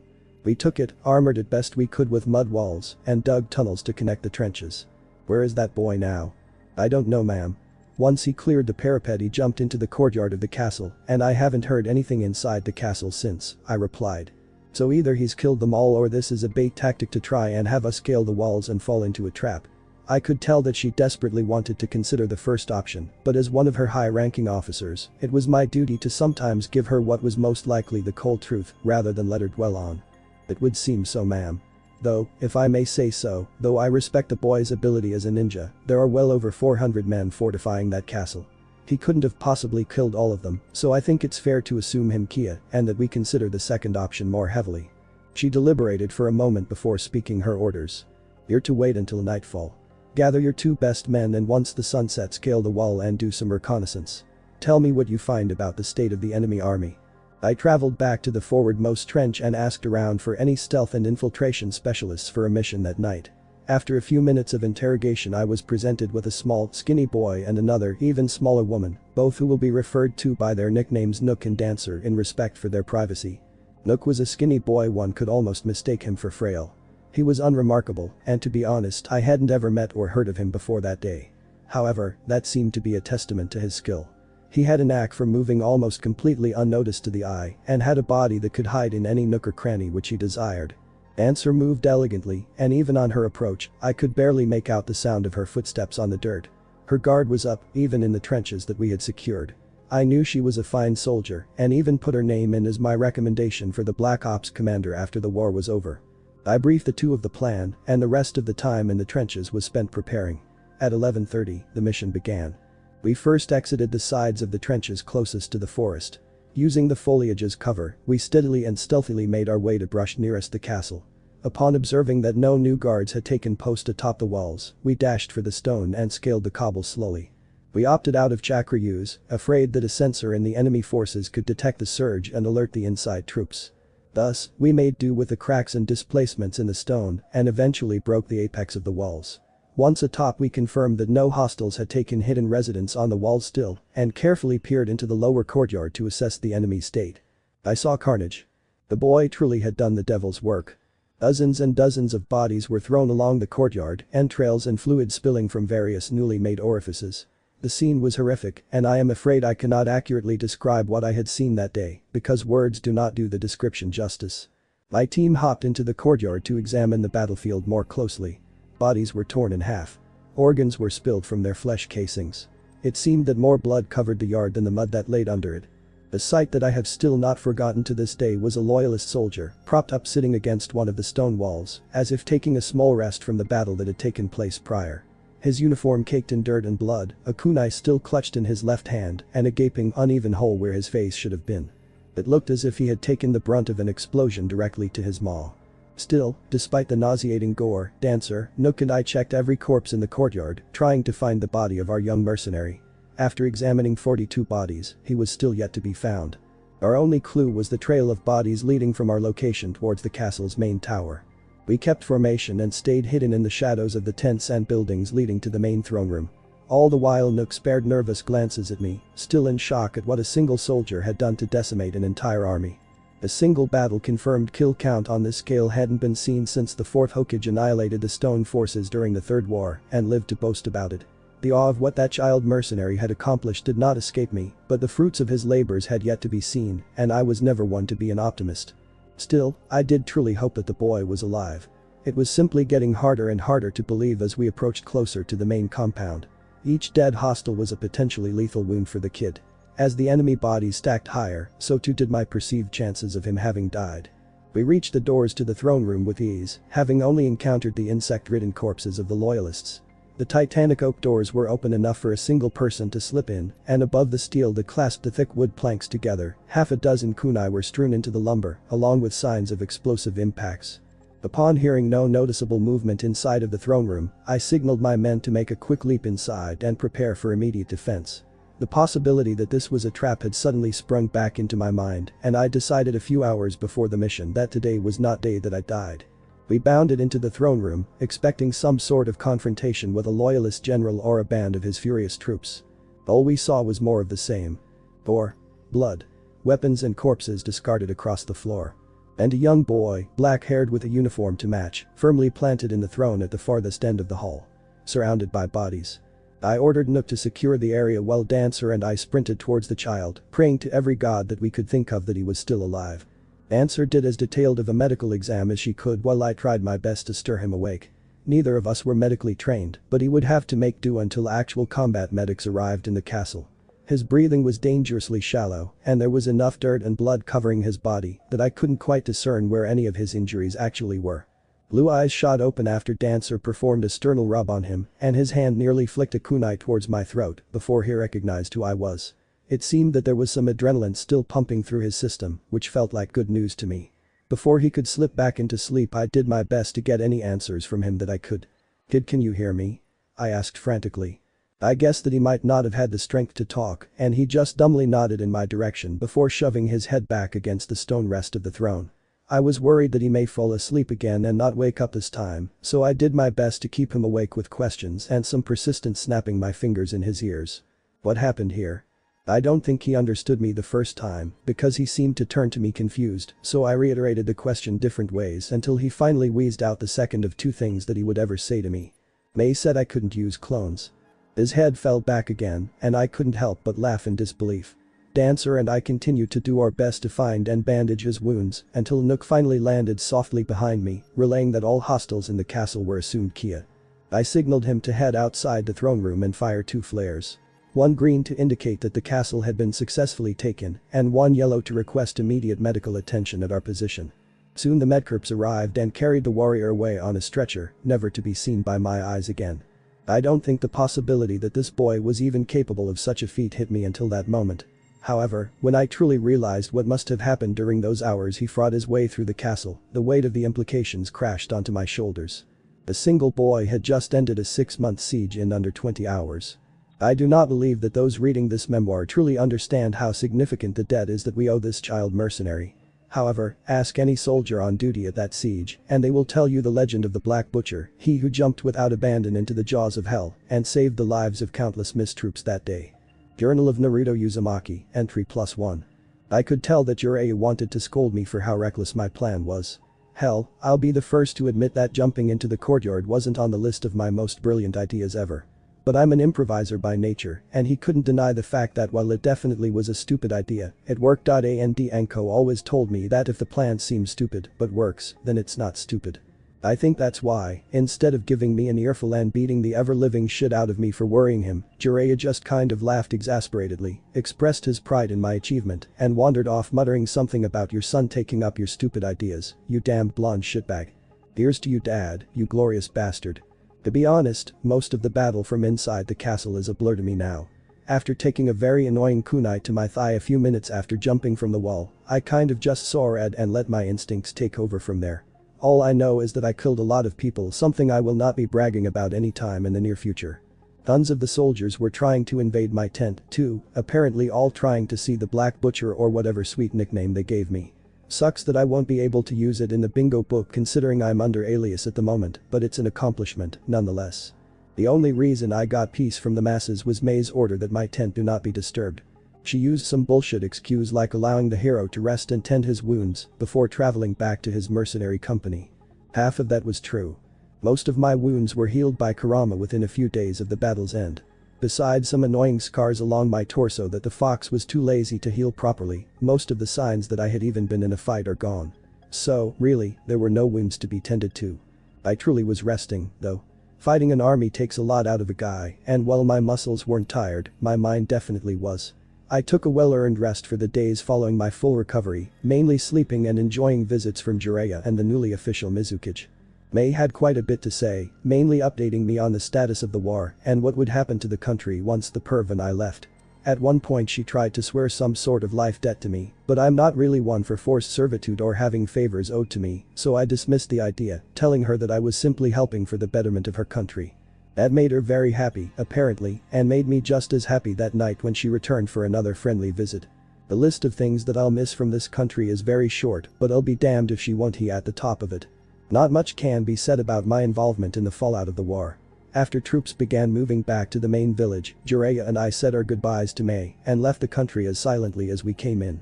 I washed the surprisingly resilient oil out of my hair in a river about 4 clicks south of Wave, burned the clothes I was wearing, and my adventure to the mist officially ended. As far as vacations go, it was one of the better ones. Thanks for watching this video. If you really enjoy this video, like, subscribe, and comment down below, and turn on that bell notification. Don't forget to support and follow TikTok McJerry for writing that awesome fanfic, and also make sure to comment on this story, link in the description. See you in the next video. Goodbye.